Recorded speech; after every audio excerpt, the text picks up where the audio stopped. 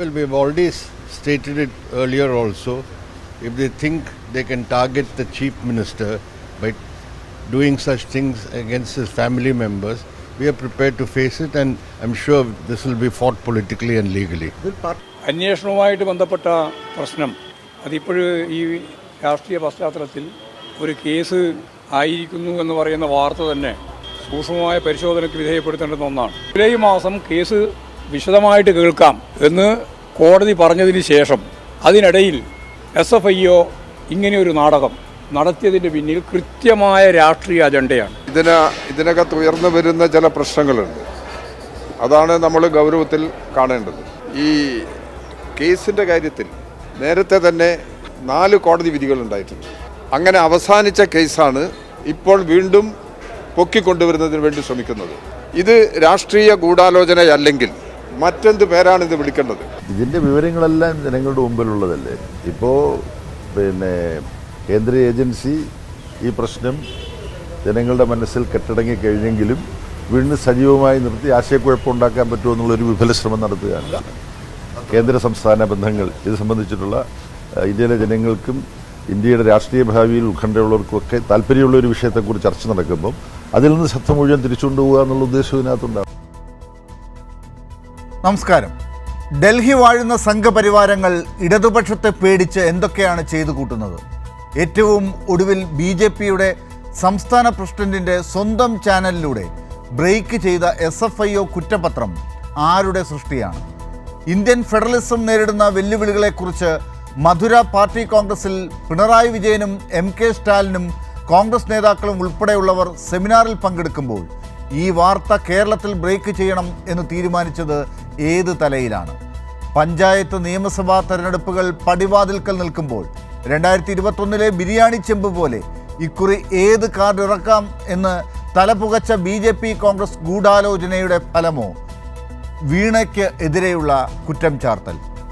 3 vigilance കോടതികളും അതിനുമേൽ ഹൈക്കോടതിയും തള്ളിക്കളഞ്ഞ അഴിമതി കഥ അണയാതെ സൂക്ഷിച്ചു പിടിക്കണം എന്നത് മാധ്യമങ്ങളുടെ തിരക്കഥയോ കനകോലുമാരുടെ തന്ത്രക്കഥയോ? CMRLുമായി കരാറുണ്ടാക്കി ഏകദേശം 2 കോടി അക്കൗണ്ട് മുഖേന വാങ്ങിയ വീണ പ്രതി. ഇതൊന്നുമില്ലാതെ 100-ൽ പരം കോടികൾ വാങ്ങിയ നേതാക്കന്മാരും മാധ്യമ മുതലാളിമാരും പ്രതിപക്ഷത്തെ നേതാക്കന്മാർ. ആ പ്രതിപക്ഷത്തിന് വീണയിലൂടെ മുഖ്യമന്ത്രിയായ പിതാവിലേക്ക് പിടിച്ചു കയറാൻ SFIOയുടെ ഈ കുറ്റപത്രം കൊണ്ടാകുമോ? കൊടകരയിൽ കമഴ്ത്തിയ കോടികളുടെ കള്ളപ്പണം കോടതിയിലെത്തിയപ്പോൾ ഏജൻസികൾക്ക് മനം മാറ്റം. കേട്ട പാതി കേൾക്കാത്ത പാതി മുഖ്യമന്ത്രി രാജിവെക്കണം എന്ന് വിളിച്ചുകൂവുന്ന സതീശനും കൂട്ടർക്കും പക്ഷേ പുനർജനി കേസും മാവുങ്കൽ കേസും ഒന്നും അന്വേഷിക്കേണ്ടതേയില്ല.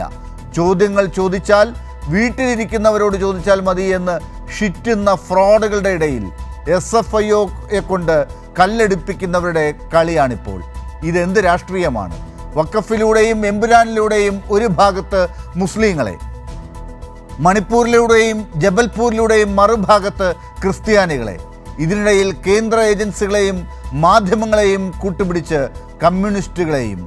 സംഘപരിവാറും കോൺഗ്രസും മാധ്യമങ്ങളും ചേർന്ന് മഴവിൽ സഖ്യം ഇറങ്ങി ഫ്രോഡ് കളിച്ചാൽ CPIMനെ തകർക്കാനാകുമോ? ന്യൂസ് ആൻഡ് വ്യൂസ് പരിശോധിക്കുന്നു.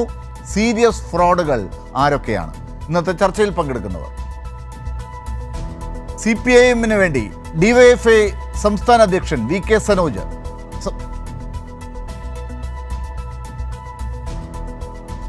BJP വക്താവ് TK അശോക് കുമാർ,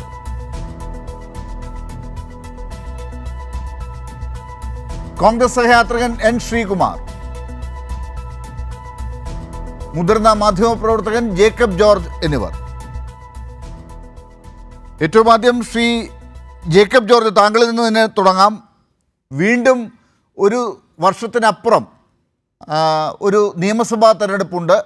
അതിനും മുൻപേ തന്നെ പഞ്ചായത്ത് തെരഞ്ഞെടുപ്പ് വരാൻ പോവുകയാണ്. 2021 ഇതേ കാലഘട്ടം താങ്കൾക്ക് നല്ല ഓർമ്മയുണ്ടാകും. ഇപ്പോൾ അത് ആവർത്തിക്കപ്പെടുന്നുണ്ട് എന്ന് വിലയിരുത്തേണ്ടതുണ്ടോ? മുഖ്യമന്ത്രിയെ കേന്ദ്രബിന്ദുവാക്കിക്കൊണ്ട്, അതേ മുഖ്യമന്ത്രിയെ കേന്ദ്രബിന്ദുവാക്കിക്കൊണ്ട് ടാർഗറ്റാക്കിക്കൊണ്ടുള്ള ഇത്തരം ഒരു പരീക്ഷണം വീണ്ടും നടക്കുമ്പോൾ താങ്കൾ എങ്ങനെ അതിനെ കാണുന്നു? ലാലെ, അത് നിയമസഭാ തിരഞ്ഞെടുപ്പ് അടുത്ത് വരുംതോറും ഇതുപോലെയുള്ള നീക്കങ്ങളും സമരങ്ങളും ഒക്കെ ഉണ്ടാവും. അത് ഏത് ഗവൺമെൻറ് ഭരിച്ചാലും ആ ഗവൺമെൻറ്റിനെതിരെ അതത് പ്രതിപക്ഷം ചെയ്യുന്ന കാര്യമാണ്. ഇവിടെ പക്ഷേ ഇത് എനിക്ക് മനസ്സിലാകാത്ത കാര്യം, ഇതിൽ ഈ കേസിന് എന്ത് പ്രസക്തി എന്നുള്ളത്. ശ്രീകുമാറും BJP നേതാവ് അശോക് കുമാറൊന്നും യോജിക്കത്തില്ലായിരിക്കാം. പക്ഷേ എൻ്റെ സംശയം, രണ്ട് സ്ഥാപനങ്ങൾ, അത് അടിസ്ഥാനപരമായ കാര്യമാണ്, പലപ്പോഴും ചർച്ച ചെയ്യപ്പെട്ടിട്ടുള്ള വിഷയമാണ്. രണ്ട് സ്ഥാപനങ്ങൾ, രണ്ട് സ്വകാര്യ സ്ഥാപനങ്ങൾ തമ്മിലുള്ള പണമിടപാട് ആർക്കും പരാതിയില്ലാതെ ഒരു ഗവൺമെൻറ് ഏജൻസിക്ക് ഇടപെടാൻ കഴിയുമോ എന്ന അടിസ്ഥാനപരമായ ചോദ്യം. ഒരു കമ്പനിക്കകത്ത് കമ്പനിയുടെ ചില നടപടികൾ, കമ്പനി സ്ഥാപനത്തിൻ്റെ ഉടമയോ ആരെങ്കിലുമോ ചില നടപടികൾ നടത്തി കമ്പനിക്ക് നഷ്ടമുണ്ടായാൽ ഏതെങ്കിലും ഡയറക്ടർ പരാതിപ്പെട്ടാൽ കമ്പനി നിയമമനുസരിച്ച് നടപടിയെടുക്കാം. അത് ROC, രജിസ്ട്രാർ ഓഫ് കമ്പനീസാണ് സ്വീകരിക്കേണ്ടത്. പക്ഷേ ഇവിടെ അങ്ങനെയല്ല. ഇവിടെ ഒരു സ്ഥാപനം CMRL, ആ സ്ഥാപനം വീണ വിജയൻ്റെ സ്ഥാപനമായ എക്സാലോജിക്കുമായിട്ട് ഒരു കരാർ, എന്തോ ഒരു ധാരണ എത്തുന്നു. അതനുസരിച്ച് കാശ് കൈമാറുന്നു, വെറും 2 കോടി സംതിങ്.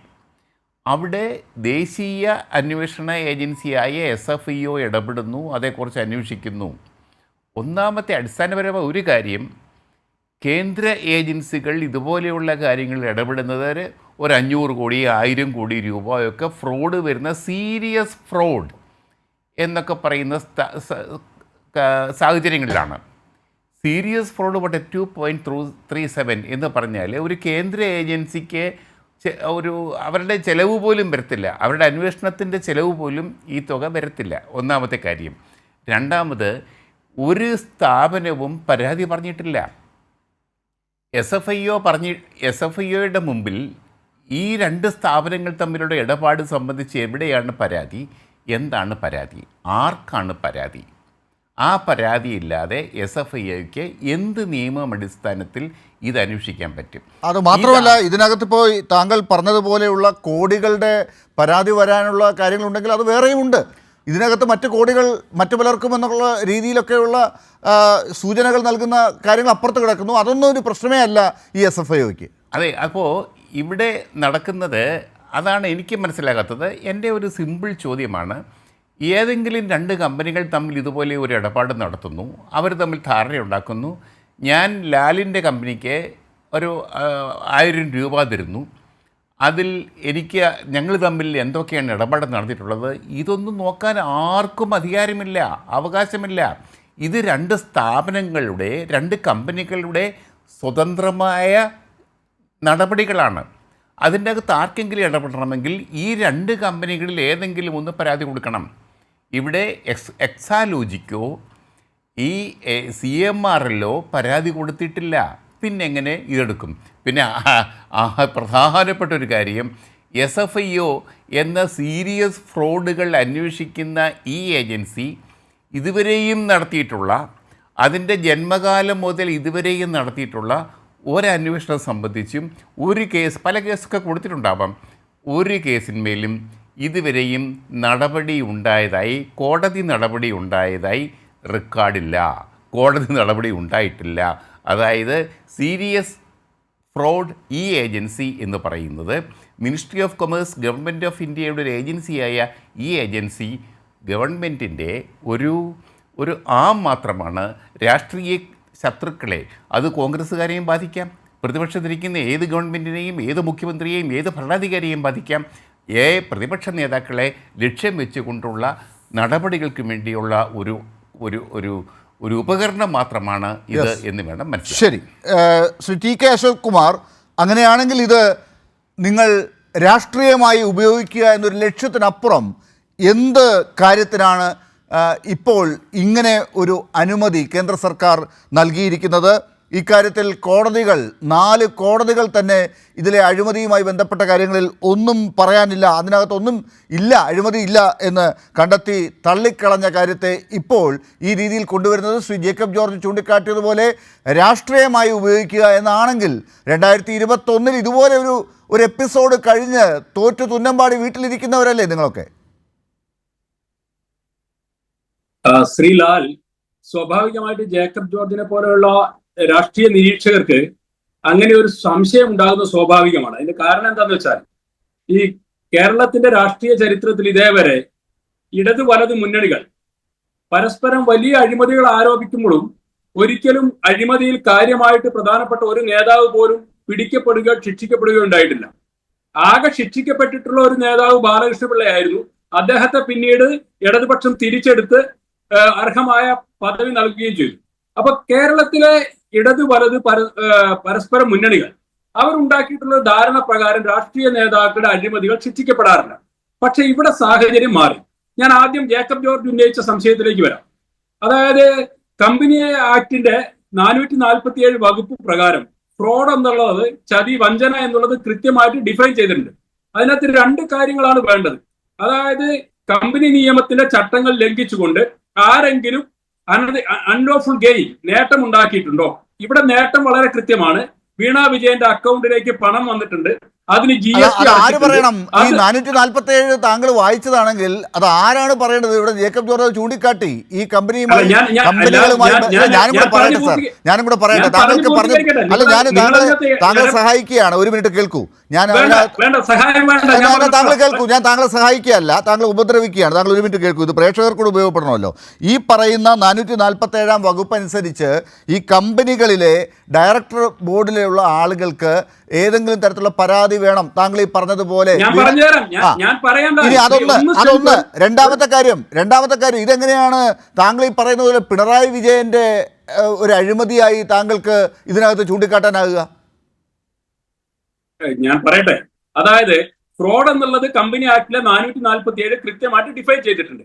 അതിനകത്ത് പറയുന്നത് കമ്പനി ചട്ടങ്ങൾ, നിയമത്തിന്റെ ചട്ടങ്ങൾ ലംഘിച്ചുകൊണ്ട് ആർക്കെങ്കിലും നേട്ടം ഉണ്ടാവുകയും, പിന്നെ അവൾ വളരെ കൃത്യമായിട്ട് പറയുന്നു, ഏതെങ്കിലും ഷെയർ ഹോൾഡേഴ്സിന് അതിലൂടെ നഷ്ടം സംഭവിച്ചിട്ടുണ്ടെങ്കിൽ ആ ഷെയർ ഹോൾഡേഴ്സിന് നഷ്ടം സംഭവിച്ചിട്ടുണ്ട്. ഇവിടെ ഷെയർ ഹോൾഡേഴ്സ് ആരൊക്കെയാന്ന് പറയാം. നിങ്ങൾ പറഞ്ഞല്ലോ പരാതിയില്ലാന്ന്. ഞങ്ങളുടെ നേതാവ് ഷോൺ ജോർജിന് 3 ഷെയർ ഉണ്ട്. അയാളാണ് പരാതിക്കാരൻ. അതവിടെ നിൽക്കട്ടെ. മറ്റൊരു പ്രധാനപ്പെട്ട ഷെയർ ഹോൾഡർ എന്ന് പറഞ്ഞാൽ 13.4% ഷെയർ ഹോൾഡ് ചെയ്തിട്ടുള്ള KSIDC ആണ്. അതിലൂടെ ഏകദേശം ഈ 186 കോടി വരുമ്പം 25 കോടിയോളം KSIDCക്ക് നഷ്ടമുണ്ടായിട്ടുണ്ട്. എവിടെയാണ് KSIDCക്ക് നഷ്ടമുണ്ടായിട്ടുണ്ടെന്നുള്ളതൊക്കെ താങ്കളുടെ ഒരു പറച്ചിലല്ലാതെ ഈ കാര്യത്തിലുള്ള ഒരു കണ്ടെത്തലും കോടതികളിലേക്ക് എത്തിയിട്ടില്ല. അല്ല, കോടതികളിൽ എത്തേണ്ട കാര്യമില്ല. കാരണം ഇത് CMRൽ തന്നെ ഞങ്ങൾ നഷ്ടം വരുത്തിയിട്ടുണ്ട് എന്ന് പറഞ്ഞ് അവർ ഫൈൻ അടച്ചു പോയ കേസാണ്. ഈ GST അടക്കിയാണ് വീണ വിജയം ചെയ്തിട്ടുള്ളത്. GST അടച്ചു എന്നാണ് ഇവർ തന്നെ പറയുന്നത്. അതായത് അക്കൗണ്ടിലേക്ക് പണം വന്നതിന് തെളിവുണ്ട്, GST അടച്ചതിന് തെളിവുണ്ട്. അതായത് എക്സാലോജിക് കമ്പനി ഇതുവരെയും ആ കാര്യത്തിൽ ഒരു നിഷേധക്കുറിപ്പ് ഇറക്കിയിട്ടില്ല. അവർ ഒരു സേവനം CMRൽ ചെയ്യുന്നതിന് അവർക്ക് കിട്ടേണ്ട ഫീസ് അവർ വാങ്ങിയിട്ടുണ്ട്, അല്ലെങ്കിൽ മറ്റു സാമ്പത്തിക ഇടപാടുകൾ CMRലുമായി അവർക്കുണ്ട്. ആ കാര്യത്തിൽ എന്താണ് തെറ്റ്? ഇത് സാധാരണ 2 കമ്പനികൾ തമ്മിൽ ചെയ്യുന്ന കാര്യമല്ലാതെ താങ്കൾ ഈ പറയുന്നത് പോലെ ഷോൺ ജോർജ് എന്ന രാഷ്ട്രീയക്കാരനുള്ള ഏതെങ്കിലും പരാതി ഈ ഘട്ടത്തിൽ വരുന്നത് അല്ല.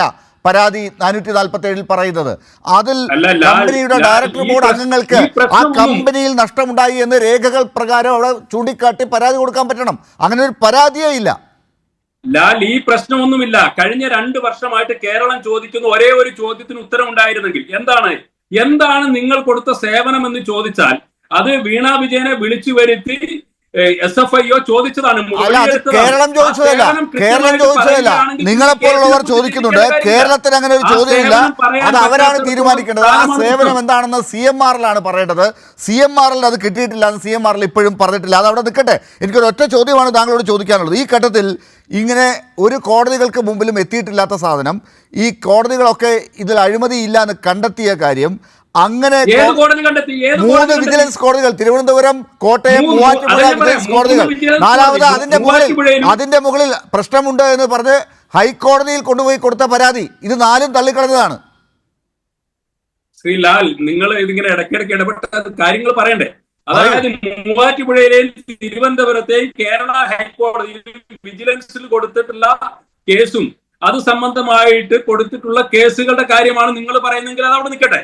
നിങ്ങൾ ഇതേ സമയത്ത് തന്നെ കർണാടക ഹൈക്കോടതിയിലും കേരള ഹൈക്കോടതിയിലും ഡൽഹി ഹൈക്കോടതിയിലും പോയി. 3 ഹൈക്കോടതികളിൽ ഈ കേസുമായി പോയി. ഡൽഹി കോടതിയിൽ ഇപ്പോൾ എന്താ പറഞ്ഞിരിക്കുന്നത്? ഏറ്റവും ഒടുവിൽ എന്താണ് ഡൽഹി കോടതി എന്താണ് ഏറ്റവും ഒടുവിൽ പറഞ്ഞിരിക്കുന്നത്? എന്താണ് ഏറ്റവും ഒടുവിൽ ഈ കേസിനെ കുറിച്ചുള്ള ഏറ്റവും ഒടുവിൽ ഡൽഹി കോടതിയിൽ ഇപ്പോഴും ഒരു തീരുമാനമാകാതെ കിടക്കുന്ന ഒരു കേസിലാണ് ഇപ്പോൾ ഇത്ര പെട്ടെന്ന് ഒരു നടപടിയുമായി CMR SFIO വരുന്നത്. അതെന്തുകൊണ്ടാണ്?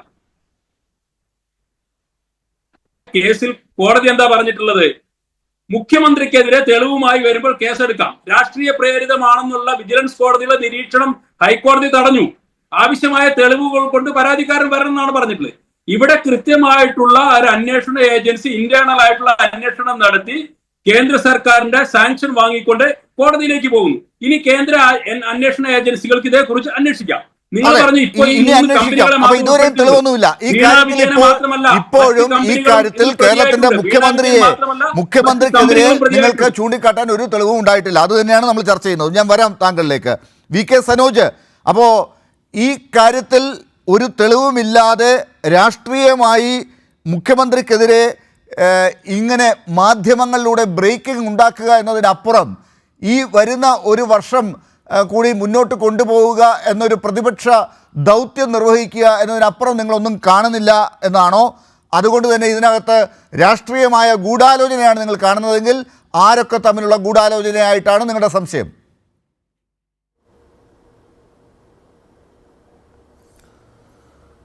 ലാല, ഇത് കഴിഞ്ഞ കുറച്ച് കാലമായി നമ്മൾ ചർച്ച ചെയ്യുന്നൊരു പ്രധാനപ്പെട്ട വിഷയമാണ്. അപ്പോൾ ഇത് എത്രമാത്രം രാഷ്ട്രീയ പ്രേരിതമാണ് എന്നത് ഇത് ചർച്ച ചെയ്യുന്ന ഓരോ ഘട്ടത്തിലും ഈ ചർച്ച കേട്ടുകൊണ്ടിരിക്കുന്ന, ഈ കാര്യത്തെക്കുറിച്ചെല്ലാം നിഷ്പക്ഷമായി നിരീക്ഷിക്കുന്ന എല്ലാവർക്കും കാര്യങ്ങൾ ബോധ്യപ്പെട്ടു വരികയാണ്. ഇപ്പോൾ കഴിഞ്ഞ ദിവസം SFIയുടെ പ്രതിയേർത്തു എന്ന് പറയുന്ന ഒരു റിപ്പോർട്ട് പുറത്തു വരുന്നു. ആരത് പുറത്തുവിട്ടത്? ആദ്യം പുറത്തുവിട്ടത് ഏഷ്യാനെറ്റ് ന്യൂസാണ്. ഏഷ്യാനെറ്റ് ന്യൂസ് എന്ന് പറഞ്ഞാൽ BJPയുടെ സംസ്ഥാന അധ്യക്ഷൻ്റെ സ്ഥാപനം. അപ്പോൾ BJP സംസ്ഥാന അധ്യക്ഷനോട് SFIയുടെ ആളുകൾ ഈ ഓർഡർ അയച്ചു കൊടുത്തിട്ട് ഇത് മതിയോ എന്ന് ചോദിക്കുകയാണ്. അത് മതി എന്ന് പറഞ്ഞിട്ട് അതിൻ്റെ ഒരു കോപ്പി ഏഷ്യാനെറ്റിൻ്റെ ഡെസ്കിലേക്കും കൊടുക്കുന്നു. ഏഷ്യാനെറ്റ് അതൊരു വാർത്തയായി കൊടുക്കുന്നു. അല്ലാതെ മറ്റ് ചാനലുകൾക്കൊന്നും കിട്ടിയിട്ടില്ലല്ലോ, കൈരളി കിട്ടിയിട്ടില്ലല്ലോ, അല്ലെങ്കിൽ മറ്റ് ഒരു ധാരാളം ചാനലുകൾ ഇവിടെ ഉണ്ടല്ലോ, കൈരളി പോട്ടെ. അപ്പോൾ എന്താണ് SFI എന്നൊക്കെ പറഞ്ഞാൽ? SFI എന്നൊക്കെ പറഞ്ഞാൽ RSSനാൽ നിയന്ത്രിക്കുന്ന ഒരു സംവിധാനം മാത്രമാണ്, കേന്ദ്ര ഗവൺമെൻറ്റിൻ്റെ ഒരു ടൂള് മാത്രമാണ്. ഇപ്പോൾ കേന്ദ്ര അന്വേഷണ സംവിധാനങ്ങളെല്ലാം ഏതെല്ലാം വിധത്തിൽ ദുരുപയോഗം ചെയ്യുന്നു എന്ന് നമ്മൾ ഈ നിമിഷം കണ്ടുകൊണ്ടിരിക്കുകയാണല്ലോ. ഇന്നിപ്പോൾ നിങ്ങൾ എല്ലാ ചാനലിലും താഴെ സ്ക്രോൾ ചെയ്തു പോകുന്ന വാർത്ത എന്താ? അത് ഒരു സിനിമ എടുത്തതിൻ്റെ ഭാഗമായിട്ട് ആ സിനിമാ നിർമ്മാതാവിനെ ബന്ധപ്പെട്ട വാർത്തയാണല്ലോ. അദ്ദേഹത്തിൻ്റെ സ്ഥാപനം റെയ്ഡ് ചെയ്യുന്നതുമായി ബന്ധം ഞാൻ അതിലേക്ക് കൂടുതൽ കടക്കുന്നില്ല. അപ്പോൾ ഓരോ ആളുകളെയും ഇവരുമായി എതിർപ്പ് രേഖപ്പെടുത്തുന്ന, വിയോജിപ്പ് രേഖപ്പെടുത്തുന്ന ആളുകളെ എങ്ങനെയാണ് EDയെ വെച്ച്, കേന്ദ്ര അന്വേഷണ സംവിധാനങ്ങളെ വെച്ച് ഇവർ നേരിടുന്നത് എന്ന് നമ്മളിപ്പോഴും ഈ നിമിഷം കണ്ടുകൊണ്ടിരിക്കുകയാണ്. അതുകൊണ്ട് SFI എന്ന് പറഞ്ഞ ആളുകൾ പേടിപ്പിക്കാൻ നോക്കണ്ട. നിങ്ങളുടെ ED എടുത്ത കേസുകളൊക്കെ എന്തായി? കഴിഞ്ഞ കുറച്ച് ദിവസങ്ങൾക്ക് മുന്നേ ഈ പാർലമെൻറ്റിൽ നമ്മുടെ DYFയുടെ അഖിലേന്ത്യാ അധ്യക്ഷൻ കൂടിയായിട്ടുള്ള രാജ്യസഭാ അംഗം A റഹീം ഒരു ചോദ്യം ചോദിച്ചിരുന്നു. റഹീമിൻ്റെ ചോദ്യം ED എടുത്ത കേസുകൾ സംബന്ധിച്ചാണ്. എത്ര രാഷ്ട്രീയ നേതാക്കൾക്കെതിരായി കേസെടുത്തു, എത്ര കേസ് എന്ന് ചോദിച്ചപ്പോൾ 193 കേസിൻ്റെ എണ്ണമാണ് പറഞ്ഞത്. അതായത് 2015 മുതൽ 2025 വരെയുള്ള കാലയളവിൽ ED 193 രാഷ്ട്രീയ നേതാക്കൾക്കെതിരെ കേസെടുത്തു. ആ രാഷ്ട്രീയ നേതാക്കളിൽ എല്ലാം പ്രതിപക്ഷത്ത് നിൽക്കുന്ന ആളുകളാണ്. പ്രതിപക്ഷം നിൽക്കുന്ന ആളുകളുടെ പേരിൽ മാത്രമേ കേസുള്ളൂ. ഇവർ ഭരിക്കുന്ന എത്ര സംസ്ഥാനമുണ്ട്? ആ സംസ്ഥാനത്തു നിന്നും ഒരു സംഭവവും ഉണ്ടായിട്ടില്ലേ? ED ഇടപെടേണ്ട ഒരു വിഷയം ഉണ്ടായിട്ടില്ലേ? ഇടപെടേണ്ട വിഷയം ഉണ്ടായിട്ടുള്ള കേരളത്തിൽ ഉൾപ്പെടെ നമ്മൾ കൊടകരയൊക്കെ നമ്മൾ കണ്ടതാണല്ലോ എങ്ങനെയാണ് ഇവർ കൈകാര്യം ചെയ്യുന്നത് എന്ന്. ഇപ്പോൾ രാഷ്ട്രീയ എതിരാളികളെ ഇല്ലാതാക്കാനുള്ള നീക്കം എന്നല്ലാതെ വേറെന്നതിന് പറയാം. ആ 193 കേസിൽ ആകെ ശിക്ഷിക്കപ്പെട്ട കേസ് 2 കേസാണ്. 2 കേസ്. ബാക്കിയെല്ലാം ഇതുപോലെയുള്ള ലക്ഷ്യം വെച്ചിട്ടുള്ള പരിപാടികളാണ്. ഇവിടെ എന്താ ഉണ്ടായത്? ഇവിടെ 2 കമ്പനികൾ തമ്മിലുള്ള കരാറാണ്. എത്രയോ തവണ ആവർത്തിച്ചതാണ്. ആ 2 കമ്പനികൾ തമ്മിലുള്ള കരാറിൽ സേവനം കൈപ്പറ്റിയിട്ടുള്ള കമ്പനി ഇന്ന് വരെ ഒരു പരാതിയും എവിടെയും കൊടുത്തിട്ടില്ല. അപ്പം അങ്ങനെ പരാതി ഇല്ല. മാത്രമല്ല കൈക്കൂലി, മാസപ്പടി എന്നൊക്കെയാണ് ഇവരിതിനെ വിശേഷിപ്പിക്കുന്നത്. ആരെങ്കിലും കൈക്കൂലി അക്കൗണ്ട് മുഖാന്തരം വാങ്ങിക്കുമോ? മാസപ്പടിയാണോ ഇത്? മാസപ്പടി എന്നൊക്കെ വളരെ ബോധപൂർവം ഈ ആരോപണം കെട്ടിച്ചമക്കാൻ വേണ്ടി ഉണ്ടാക്കിയിട്ടുള്ള ഗൂഢാലോചനയുടെ ഭാഗമാണ്. 5 വർഷത്തിനിടയിൽ 1.76 കോടി 772 കോടി 5 വർഷത്തിനിടയിൽ അതുമായി ബന്ധപ്പെട്ട സേവനത്തിൻ്റെ തുകയാണ്. അതിന് കൃത്യമായ നികുതി അടച്ചിട്ടുണ്ട്. അക്കൗണ്ട് മുഖേനയാണ് ഇതൊക്കെ വാങ്ങിക്കുക. ഇതിപ്പോൾ എന്തെങ്കിലും തരത്തിലുള്ള ഇടപാടാണെങ്കിൽ എന്നാൽ പിന്നെ CMRL കമ്പനിക്ക് ഈ സർക്കാരിൻ്റെ ഭാഗമായി കിട്ടിയിട്ടുള്ള തെറ്റായ വഴിയിൽ കൂടി കിട്ടിയിട്ടുള്ള ആനുകൂല്യം എന്താണ് എന്ന് ഈ പരാതി ഉന്നയിക്കുന്ന ആളുകളൊന്നും വിശദീകരിക്കണ്ടേ? നിങ്ങൾ ജനങ്ങളോട് പറയും, CMRL എന്ന് പറയുന്ന കമ്പനിക്ക് ഈ വീണ തൈക്കണ്ടിക്ക് 1.72 കോടി കൊടുത്തതുകൊണ്ട് സർക്കാർ, ഇടതുപക്ഷ ജനാധിപത്യ മുന്നണി സർക്കാർ, പിണറായി വിജയൻ മുഖ്യമന്ത്രിയായിട്ടുള്ള സർക്കാർ ഇന്ന ഇളവുകൾ കൊടുത്തിട്ടുണ്ട്, അവിടെയാണ് അഴിമതി നടന്നത് എന്ന് ചൂണ്ടിക്കാണിക്കാൻ ഇവർ കഴിയുന്നുണ്ടോ? അങ്ങനെ ഒരു കാര്യത്തെക്കുറിച്ച് ഇവർക്ക് പറയാനേ കഴിയുന്നില്ല. അതുമായി ബന്ധപ്പെട്ട് ഒരു പരാതിയും ഉന്നയിക്കാൻ വേണ്ടി കഴിയുന്നില്ല. സൂക്ഷ്മമായി നോക്കിക്കഴിഞ്ഞാൽ ഇടതുപക്ഷ ജനാധിപത്യ മുന്നണി ഗവൺമെൻറ് ഇത്തരം കമ്പനികളോടെടുത്ത സമീപനം എന്താണ് എന്ന് കഴിഞ്ഞ ഒരു 15-20 വർഷത്തെ ചരിത്രം നോക്കിയാൽ മതി. നേരത്തെ UDFൻ്റെ ഗവൺമെൻറ് ഇവർക്ക് യഥേഷ്ടം കൊള്ളയടിക്കാൻ ആവശ്യമായ സൗകര്യം ചെയ്തു കൊടുത്തപ്പോൾ ആ സൗകര്യം നിഷേധിക്കാൻ വേണ്ടിയിട്ട് കോടതിയിൽ പോയതും അതുമായി ബന്ധപ്പെട്ട ഇടപെടൽ നടത്തിയതും VSൻ്റെ ഗവൺമെൻറ് ആയിരുന്നു. തുടർന്ന് വന്ന ഇടതുപക്ഷ ഗവൺമെൻറ്റും ശക്തമായ നിലപാട് തന്നെ അത്തരം കാര്യങ്ങൾ സ്വീകരിച്ചു. പിന്നെ എങ്ങനെയാണ് കേന്ദ്ര നിയമത്തിനകത്ത് മാറ്റം വരുത്തിയപ്പോഴാണ് ഇവർക്ക് ഇതുമായി ബന്ധപ്പെട്ട കാര്യങ്ങൾ മുന്നോട്ട് കൊണ്ടുപോകാൻ പറ്റിയത്? ഇതെല്ലാം ഇവിടെയുള്ള ചരിത്രമാണല്ലോ. ഇവിടെ നമുക്ക് പകൽ പോലെ കാണാൻ വേണ്ടി കഴിയുന്ന ഒന്നാണല്ലോ. അപ്പോൾ എന്തിനാണ് ഇങ്ങനെ ഒരു ആരോപണം ഉന്നയിക്കുന്നത്? ഈ ആരോപണം ഉന്നയിക്കുന്നതിൽ ഒറ്റ ലക്ഷ്യം മാത്രമേ ഉള്ളൂ. അത് പിണറായി വിജയൻ, അത് കേരളത്തിൻ്റെ ഇടതുപക്ഷ ഭരണം, അത് കേരളത്തിലെ CPIM, കേരളത്തിലെ ഇടതുപക്ഷ രാഷ്ട്രീയത്തെ ജനങ്ങൾ നെഞ്ചേറ്റുന്നത് കണ്ടിട്ട് സഹിക്കാൻ കഴിയാത്തത് കൊണ്ട് പലതരത്തിലുള്ള ആരോപണങ്ങൾ ഇങ്ങനെ തുടരുകയാണ്. ഇത് ഇന്നലെ തുടങ്ങിയതല്ല. 1957 പ്രഥമ EMSൻ്റെ ഗവൺമെൻറ് അട്ടിമറിക്കാൻ വേണ്ടിയിട്ട് അന്നുണ്ടാക്കിയിട്ടുള്ള വൃത്തികെട്ട കൂട്ടുകെട്ട് നമുക്കറിയാം. അതിന് തുടർച്ചയിൽ ഇപ്പോഴും ഒരു മഴവിൽ സഖ്യം ഇവിടെ പ്രവർത്തിക്കുന്നു. എന്നിട്ട് EDയെ കാണിച്ച് ഇങ്ങോട്ട് ഭയപ്പെടുത്താൻ വേണ്ടി നോക്കുന്നു. എന്താ ED മറ്റേ ഇയാളുടെ അടുത്ത് പോകാത്തത്, VD സതീശൻ്റെ അടുത്ത് പോകാത്തത്? VD സതീശൻ പുനർജനിയുമായി ബന്ധപ്പെട്ട പദ്ധതിയിൽ വിദേശത്ത് പോയി ഫണ്ട് പിരിച്ചു എന്ന് കൃത്യമായ തെളിവുകൾ വന്നല്ലോ. ഇപ്പോൾ VD സതീശൻ പറയുന്നു, എന്താ പറയുന്നത്? ഞങ്ങൾ തമ്മിൽ ഒത്തുകളിക്കുകയാണെന്ന്. യഥാർത്ഥത്തിൽ VD സതീശൻ്റെ അടുത്തേക്ക് ED പോവാതിരിക്കാൻ കാരണം എന്താണ് ഇവിടെ അന്വേഷിക്കണ്ടേ? അപ്പോൾ യഥാർത്ഥത്തിൽ ഒത്തുകളി നടത്തുന്നത് VD സതീശനും BJP ഗവൺമെൻറ്റും തമ്മിലാണ്. BJP ഗവൺമെൻറ്, RSS, കോൺഗ്രസ്, ഇവിടെയുള്ള കുറച്ച് മാധ്യമങ്ങൾ എല്ലാവരും കൂടി ചേർന്നിട്ട് ഒരു സഖ്യമുണ്ടാക്കി ഈ ഗവൺമെൻറ് താഴെ ഇറക്കാനുള്ള നീക്കമാണ് നടത്തിക്കൊണ്ടിരിക്കുന്നത്. ഇവർ കൊണ്ടുവന്ന ആരോപണങ്ങൾ എല്ലാം പൊളിഞ്ഞുപോയില്ലേ? യഥാർത്ഥത്തിൽ പ്രതിപക്ഷത്തിന് എന്തെങ്കിലും തരത്തിലുള്ള രാഷ്ട്രീയ സമരം ഇവിടെ നയിക്കാൻ വേണ്ടി കഴിയുന്നുണ്ടോ? മന്ത്രിമാരുമായി ബന്ധപ്പെട്ട എന്തെങ്കിലും കാര്യങ്ങൾ ഇവിടെ ഉന്നയിക്കാൻ വേണ്ടി കഴിയുന്നുണ്ടോ? ഈ ഗവൺമെൻറ്റിനെ ജനങ്ങൾക്കിടയിൽ മോശമാക്കി കാണിക്കാൻ കഴിയുന്ന എന്തെങ്കിലും ഒരു തെളിവിൻ്റെ ഒരു അംശം ഇവർക്ക് ഹാജരാക്കാൻ വേണ്ടി കഴിഞ്ഞോ? ഒന്നും കഴിയുന്നില്ല. അപ്പോൾ നേരിട്ട് ഒരു സമരത്തിന് രാഷ്ട്രീയമായിട്ടുള്ള ഇടപെടലിന് കെൽപ്പില്ല കേരളത്തിലെ പ്രതിപക്ഷത്തിന്. അതിനവർ വളഞ്ഞ വഴിയിൽ കൂടി പലവിധത്തിലുള്ള പ്രചരണങ്ങളും പ്രതികരണങ്ങളും നടത്തിയിട്ട് ഗവൺമെൻറ് താഴെയിറക്കാൻ കഴിയുമോ എന്നാണ് നോക്കുന്നത്. അതിനു മുന്നിൽ പതറുന്ന ഒരു പ്രശ്നവുമില്ല. ഇതെല്ലാം ജനങ്ങൾക്ക് മുന്നിൽ തുറന്നു പറഞ്ഞുകൊണ്ടാണ് ഇടതുപക്ഷ ഗവൺമെൻറ്റും CPIM ഇവിടെ ജനങ്ങൾക്കിടയിൽ പ്രവർത്തിച്ചുകൊണ്ടിരിക്കുന്നത്. ശരി, ശ്രീ N. ശ്രീകുമാർ, അത് അവർക്ക് കൂടുതൽ എളുപ്പവുമാണ് ഇത്തവണ. കാരണം 2021 ചെയ്ത അതേ കാര്യം ഒന്നുകൂടി ആവർത്തിക്കപ്പെടുന്നു എന്ന് മാത്രമേ ഉള്ളൂ. അന്ന് എന്തൊക്കെയായിരുന്നു കോലാഹലങ്ങൾ എന്ന് ഞാൻ വീണ്ടും പറയണ്ടല്ലോ. വീണ്ടും അത് ആ ഒരു പരീക്ഷണ ഘട്ടത്തിലേക്ക് കടക്കുകയാണ്. അവിടെയാണ് സനോജ് ചൂണ്ടിക്കാട്ടിയ മഴവിൽ സഖ്യം ഇവിടെ ജനങ്ങളുടെ മുമ്പിലേക്ക് അവതരിപ്പിക്കപ്പെടുന്നത്. അതിൽ BJPക്കൊപ്പം, സംഘപരിവാറിനൊപ്പം, RSSനൊപ്പം കോൺഗ്രസും ഉണ്ട്, ഇവിടുത്തെ UDFലെ കക്ഷികളുണ്ട്, മാധ്യമങ്ങളുണ്ട്. ഇതെല്ലാം കൂടി ചേർന്നുള്ള ഒരു മഴവിൽ സഖ്യം ഇപ്പോൾ പിണറായി വിജയനെ ഇങ്ങനെ ടാർഗറ്റ് ചെയ്ത് വീണ്ടും അദ്ദേഹത്തിൻ്റെ മകളിലൂടെ ഒരു നിയമപരമായി അല്ല മകളുടെ എക്സാലോജി കമ്പനി പെരുമാറിയെന്ന് ഇതുവരെ തെളിയിക്കാൻ പറ്റാത്തൊരു ഘട്ടത്തിൽ നിൽക്കുമ്പോഴും ഈ കുറ്റപത്രം സമർപ്പിച്ചതിൻ്റെ ആനുകൂല്യത്തിൽ ആരോപണങ്ങളുമായി വരാൻ തന്നെയാണോ പ്രതിപക്ഷം പോകുന്നത്? അങ്ങനെയാണെങ്കിൽ അത് എത്ര ഗുണം ചെയ്യും അവർക്ക്?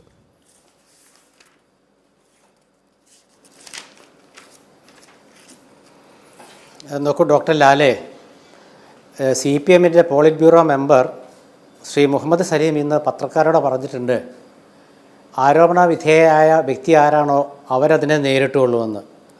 അത് പറയാൻ അദ്ദേഹം ഒരു തൻ്റെ ഇടം കാണിച്ചു. പോളിറ്റ് ബ്യൂറോ മെമ്പറാണ്. കേരളത്തിലെ CPM ഇന്ന് അവർ എത്തിപ്പെട്ടിരിക്കുന്നത് മുഖ്യമന്ത്രിയുടെ മകൾ നടത്തിയ ഒരു ബിസിനസ്, അവർക്ക് ബിസിനസ് നടത്താമല്ലോ, ഏത് പൗരനും ബിസിനസ് നടത്താം. ആ ബിസിനസ് ഒരു പാർട്ടിയെ പ്രതിസന്ധിയിലാക്കിയിട്ട് അതിന് കൃത്യമായി ഉത്തരം കൊടുക്കാൻ പറ്റാത്തൊരവസ്ഥ, അത് കേരളത്തിൻ്റെ CPMൻ്റെ ഒരു ദുരവസ്ഥയായിട്ടാണ് കാണുന്നത്. ഇവിടെ ശ്രീ സനോജ് പറഞ്ഞപ്പോഴും അദ്ദേഹം പറയുന്നതൊക്കെ സതീശൻ്റെ അടുത്തേക്ക് എന്താ ഇ ഡി ചെല്ലാത്ത അതൊക്കെയാണ് ചോദിക്കുന്നത്. സതീശൻ്റെ അടുത്തേക്ക് ഇ ഡി വരേണ്ട കാര്യമില്ലല്ലോ, വെറുതെ ഇ ഡിക്ക് വരാൻ പറ്റില്ലല്ലോ. നിങ്ങൾ പുനർജനിയെക്കുറിച്ചൊക്കെ പറയുമ്പോൾ പുനർജനി കേരളത്തിലെ വിജിലൻസൊക്കെ അന്വേഷിച്ചതല്ലേ. അപ്പോൾ ഇ ഡി അവിടേക്ക് വരാൻ വേണ്ടി നിങ്ങൾ പ്രാർത്ഥിക്കൂ, എപ്പോഴെങ്കിലും അത് പ്രാർത്ഥിച്ചോളൂ, കുഴപ്പമില്ല. സോണിയാഗാന്ധിക്കൊക്കെ ഇ ഡി വന്നിട്ട് എന്താ സംഭവിച്ചതെന്ന് കൂടി സനോജ് പറയണമായിരുന്നു. അല്ല, ഞാൻ പറയട്ടെ, ഞാനത് പറഞ്ഞു കഴിയട്ടെ. ഇവിടെ പ്രശ്നം എന്താണെന്ന് വെച്ചാൽ CPMന് ഒരു കാലത്തും ഉണ്ടായിരുന്നില്ലേ മക്കൾ രാഷ്ട്രീയം. മക്കൾ രാഷ്ട്രീയത്തെ വെച്ചാൽ മക്കൾ രാഷ്ട്രീയത്തിൽ വരുന്നത് കൊണ്ട് മക്കളുമായി ബന്ധപ്പെട്ട രാഷ്ട്രീയമുണ്ട്. ഇപ്പം മക്കളുമായി ബന്ധപ്പെട്ട രാഷ്ട്രീയമാണ് CPMന്. അതാണ് ശ്രീ മുഹമ്മദ് സലീം എന്ന പോളിറ്റ് ബ്യൂറോ മെമ്പർ പറഞ്ഞത്. ഇവിടെ മുഖ്യമന്ത്രിയെ ലക്ഷ്യം വയ്ക്കുന്നു എന്നാണ് CPMൻ്റെ എല്ലാ നേതാക്കളും പറയുന്നത്. ഇതിൽ ശ്രീ ഡോക്ടർ ലാൽ മനസ്സിലാക്കേണ്ട കാര്യം, ഇത് ആദായ നികുതി വകുപ്പിൻ്റെ ഒരു അർത്ഥ ജുഡീഷ്യറി സ്ഥാപനമായ ഒരു സംവിധാനം കണ്ടെത്തി. മറ്റേ മുഖ്യമന്ത്രിയുടെ മകളുടെ അക്കൗണ്ടിലേക്ക് ഇത്ര രൂപ വന്നിരിക്കുന്നു, അത് സേവനം ചെയ്യാതെ കിട്ടിയ പണമാണ്. ഇവിടെ ശ്രീ സനോജ് ചോദിച്ചല്ലോ, കൈക്കൂലി ആരെങ്കിലും അക്കൗണ്ട് വഴി വാങ്ങിക്കുമോയെന്ന്. അത് ഈ സംശയങ്ങളെന്ന് പറയുമ്പോൾ ഇങ്ങനെയൊക്കെ വരുമ്പോഴാണ് സംശയം വരുന്നത്. അതെന്തുകൊണ്ടാണ്, ആ പണം എങ്ങനെ കിട്ടി, എന്തിന് കിട്ടി എന്നൊരു ചോദ്യം അവർ ഉന്നയിച്ചു. ആ ചോദ്യത്തിന് ഉത്തരം പറയേണ്ടത് മുഖ്യമന്ത്രിയുടെ മകളാണ്. കാരണം അവർ വ്യവസായ സംരംഭകയാണ്. അതിലേക്ക് വരാം ശ്രീകുമാർ. അപ്പോൾ എൻ്റെ ഒരു ചോദ്യം, നമ്മൾ ഈ മാധ്യമ ചർച്ചകളൊന്നും ചോദിക്കാതെ പോകുന്ന ഒരു ചോദ്യമുണ്ടല്ലോ, അത് ഞാനൊന്ന് ഈ ചർച്ചയിൽ ഉന്നയിച്ചു നോക്കുകയാണ്. അങ്ങനെയാണെങ്കിൽ അപ്പുറത്തൊരു 95 മുതൽ 100 ചില്ലറ കോടികൾ വേറെയും ഉണ്ടല്ലോ. അതൊക്കെ എന്ത് സേവനം ചെയ്തിട്ടാണ് മറ്റുള്ളവരുടെ പേരിൽ കിടക്കുന്നത്? അത് ആരന്വേഷിച്ചു? അതിൽ നിങ്ങൾക്കൊക്കെ രക്തം തിളയ്ക്കുന്നില്ലേ?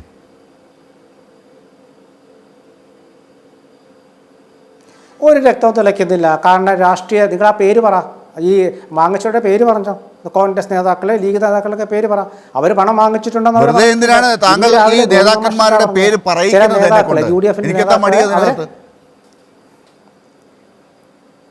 ഒരു കുഴപ്പമില്ല. എന്താ രാഷ്ട്രീയ കക്ഷിക്ക് സംഭാവന വാങ്ങിച്ചൂടെ? രാഷ്ട്രീയ കക്ഷിക്ക് സംഭാവന വാങ്ങിച്ചൂടെ? അതെന്ന് ഗോവിന്ദ മാഷ് രാവിലെ പറഞ്ഞു. നോക്കിയാൽ കേൾക്കാം. അതിനകത്ത് പറഞ്ഞിരിക്കുന്നത് എന്താണ്? ബിസിനസ് സ്മൂത്തൻ ചെയ്യാൻ രാഷ്ട്രീയ കക്ഷികൾക്ക് സംഭാവന കൊടുത്തു എന്നല്ല, ബിസിനസ് സ്മൂത്തൻ ചെയ്യാൻ വേണ്ടി ഈ ആളുകൾക്ക് കൊടുത്തു എന്നാണ്.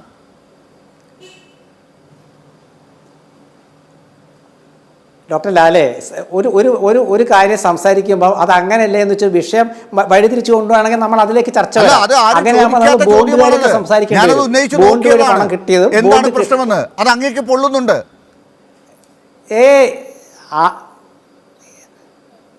ഒരു പൊള്ളലും ഇല്ല. ഞാനല്ല അങ്ങോട്ട് പറഞ്ഞത്.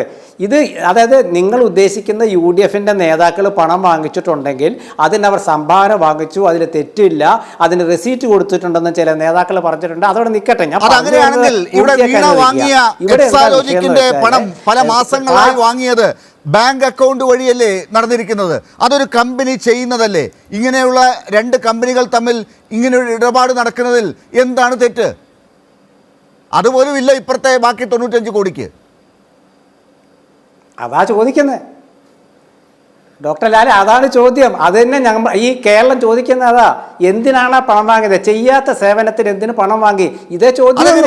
അതെങ്ങനെയാണ് താങ്കളോട് 2 കമ്പനികൾ ഒരു കമ്പനിക്കകത്ത് നടക്കുന്ന കാര്യം എങ്ങനെയാണ് താങ്കളോട് പറയുക? അത് ആ കമ്പനിയല്ലേ, മറ്റു സേവനം കിട്ടേണ്ട കമ്പനിയല്ലേ പരാതി പറയേണ്ടത്? അവർക്ക് പരാതി ഇല്ലെങ്കിൽ, ഇങ്ങനെയാണല്ലോ നമ്മുടെ നാട്ടിൽ കേസുകളെല്ലാം നടക്കുന്നത്. ആ കമ്പനിക്ക് ആ പരാതി ഇല്ലെങ്കിൽ പിന്നെ എങ്ങനെയാണ് നിങ്ങൾ പുറത്തു നിന്ന് ഇങ്ങനൊരു പരാതി ഉന്നയിച്ച് അവിടെ സേവനം നടത്തുന്നത് ഞങ്ങൾ കണ്ടില്ലല്ലോ, എന്നാൽ പിന്നെ ആ പൈസ വെറുതെ വാങ്ങിയതാണ് എന്നൊക്കെ പറയുന്നത്? ഞാൻ ചോദിക്കുന്നത് ഇത്രയാണ്, ഇപ്പുറത്ത് RCയും PKയും മറ്റ് OCയും ഒക്കെ വാങ്ങിയ പണത്തിനുള്ള സേവനം എന്തായിരുന്നു? എനിക്കറിയില്ല ആ സേവനം എന്താണെന്ന്. ഇവരെങ്ങനെയാണ് ഈ ബിസിനസ്സൊക്കെ സ്മൂത്തൻ ചെയ്തത്?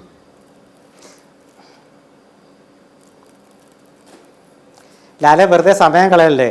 ഞാൻ ഇപ്പോൾ നമ്മൾ സംസാരിച്ച് കഴിഞ്ഞത് ഞാൻ പറഞ്ഞു വരട്ടെ. അതായത് SFIയുടെ അന്വേഷണത്തെക്കുറിച്ചുള്ള വിഷയമുള്ള ചർച്ച ചെയ്യുന്നത്.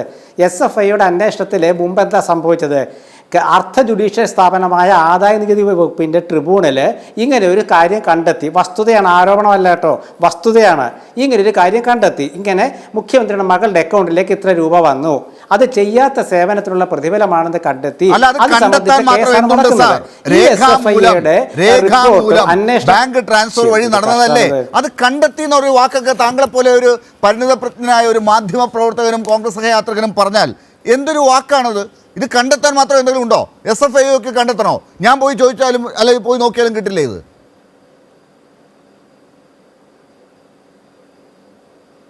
എൻ്റെ ഡോക്ടർ ലാലെ, നിങ്ങളൊന്നും അറിയാത്ത പോലെ സംസാരിക്കില്ല, വെറുതെ ചോദിക്കുകയാണോ? അങ്ങനെയാണെങ്കിൽ ഞാൻ മിണ്ടാതിരിക്കാം. കാരണം ഞാൻ പറയുന്നത് നിങ്ങൾക്ക് പ്രശ്നമാണ്, ഞാൻ മിണ്ടാതിരിക്കാം. SFIയുടെ അന്വേഷണത്തിൻ്റെ അടിസ്ഥാനപരമായ കാരണം എന്താ? ഇത് സംബന്ധിച്ച് അക്കൗണ്ടിലെ പണം കണ്ടെത്തിയതിനെ കുറിച്ചാണ് അന്വേഷണം. ഇത് നിയമസഭയിൽ വന്നു, മാത്യു കുഴൽനാടൻ വിജിലൻസിൽ കൊടുത്തു, ഹൈക്കോടതി കൊടുത്തു, ഹൈക്കോടതി മാത്യു കുഴൽനാടൻ്റെ ഹർജി തള്ളിക്കളഞ്ഞു. അങ്ങനെ ഒരുപാട് വിഷയമുണ്ട്, ഞാൻ പറയാൻ സമ്മതിക്കുകയാണ്. VD സതീശൻ SFIയെ കണ്ണടച്ച് വിശ്വസിക്കുന്നത് എന്തുകൊണ്ട്? EDയെ പോലെയുള്ള സംവിധാനങ്ങളെ നിങ്ങൾ എങ്ങനെയാണ് വിശ്വസിക്കുക? അല്ലെങ്കിൽ കോൺഗ്രസ് എങ്ങനെയാണ് വിശ്വസിക്കുക? അവർ ഈ നാട്ടിൽ എന്താണ് ചെയ്തുകൊണ്ടിരിക്കുന്നതെന്ന് കഴിഞ്ഞ ദിവസങ്ങളൊക്കെ നമ്മൾ ചർച്ച ചെയ്യുന്നില്ലേ? വഖഫിൻ്റെ പേരിൽ വേറെ ചില കാര്യങ്ങൾ നമ്മൾ ചർച്ച ചെയ്യുന്നുണ്ട്. അതുപോലെ എമ്പുരാൻ്റെ കാര്യത്തിൽ നമ്മൾ ചർച്ച ചെയ്ത് കണ്ടില്ലേ? ഇന്ന് ഗോകുലം ഗോപാലിൻ്റെ ഓഫീസുകൾക്ക് സംഭവിച്ചത് നമ്മൾ കണ്ടില്ലേ? ഇതൊക്കെ നമ്മൾ കണ്ടില്ല എന്ന് എങ്ങനെയാണ് നടിക്കുക സർ?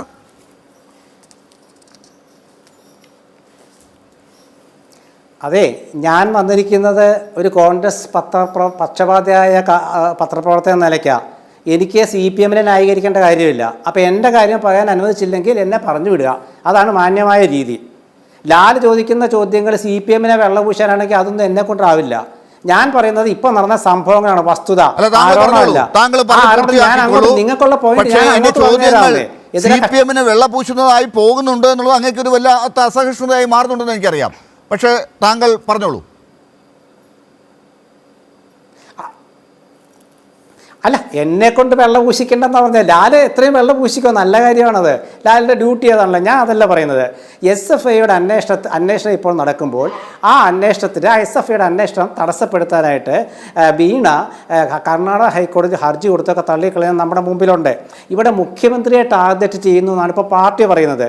മുഖ്യമന്ത്രിയെ ടാർഗറ്റ് ചെയ്യുന്നില്ലല്ലോ ഇവിടെ മുഖ്യമന്ത്രിയുടെ മകളുടെ ഒരു ബിസിനസ്സിനെ കുറിച്ചാണ് സംശയം വരുന്നത്. അത് തീർത്തു കൊടുത്താൽ പ്രശ്നം തീരും. ഇവിടെ പാർട്ടി എന്ത് ചെയ്തു? പാർട്ടി ഇത് ഏറ്റെടുത്തു. പാർട്ടി ഏറ്റെടുത്തിട്ട് ഇന്നേ വരെ CPMൻ്റെ ചരിത്രത്തിൽ ഇല്ലാത്ത വിധം മുഖ്യമന്ത്രിയെ പാർട്ടിക്ക് സംരക്ഷിക്കാം, പാർട്ടിയെ പാർട്ടിക്ക് സംരക്ഷിക്കാം, പാർട്ടി നേതാക്കളെ പാർട്ടിക്ക് സംരക്ഷിക്കാം. പക്ഷേ മുഖ്യമന്ത്രി പാർട്ടി നേതാക്കളുടെ കുടുംബത്തെയും സംരക്ഷിക്കേണ്ട ബാധ്യത. എങ്ങനെ സംരക്ഷിക്കണം? പാർട്ടിപരമായിട്ട് സംരക്ഷിക്കാം. പക്ഷേ കുടുംബത്തിൽ എന്തെങ്കിലും വേറെ രീതിയിലുള്ള പ്രശ്നങ്ങൾ വന്നാൽ അത് പാർട്ടിക്ക് വിരുദ്ധമാണെങ്കിൽ അവരെ സംരക്ഷിക്കേണ്ട ബാധ്യത കേരളത്തിലെ CPMനുണ്ടെന്ന്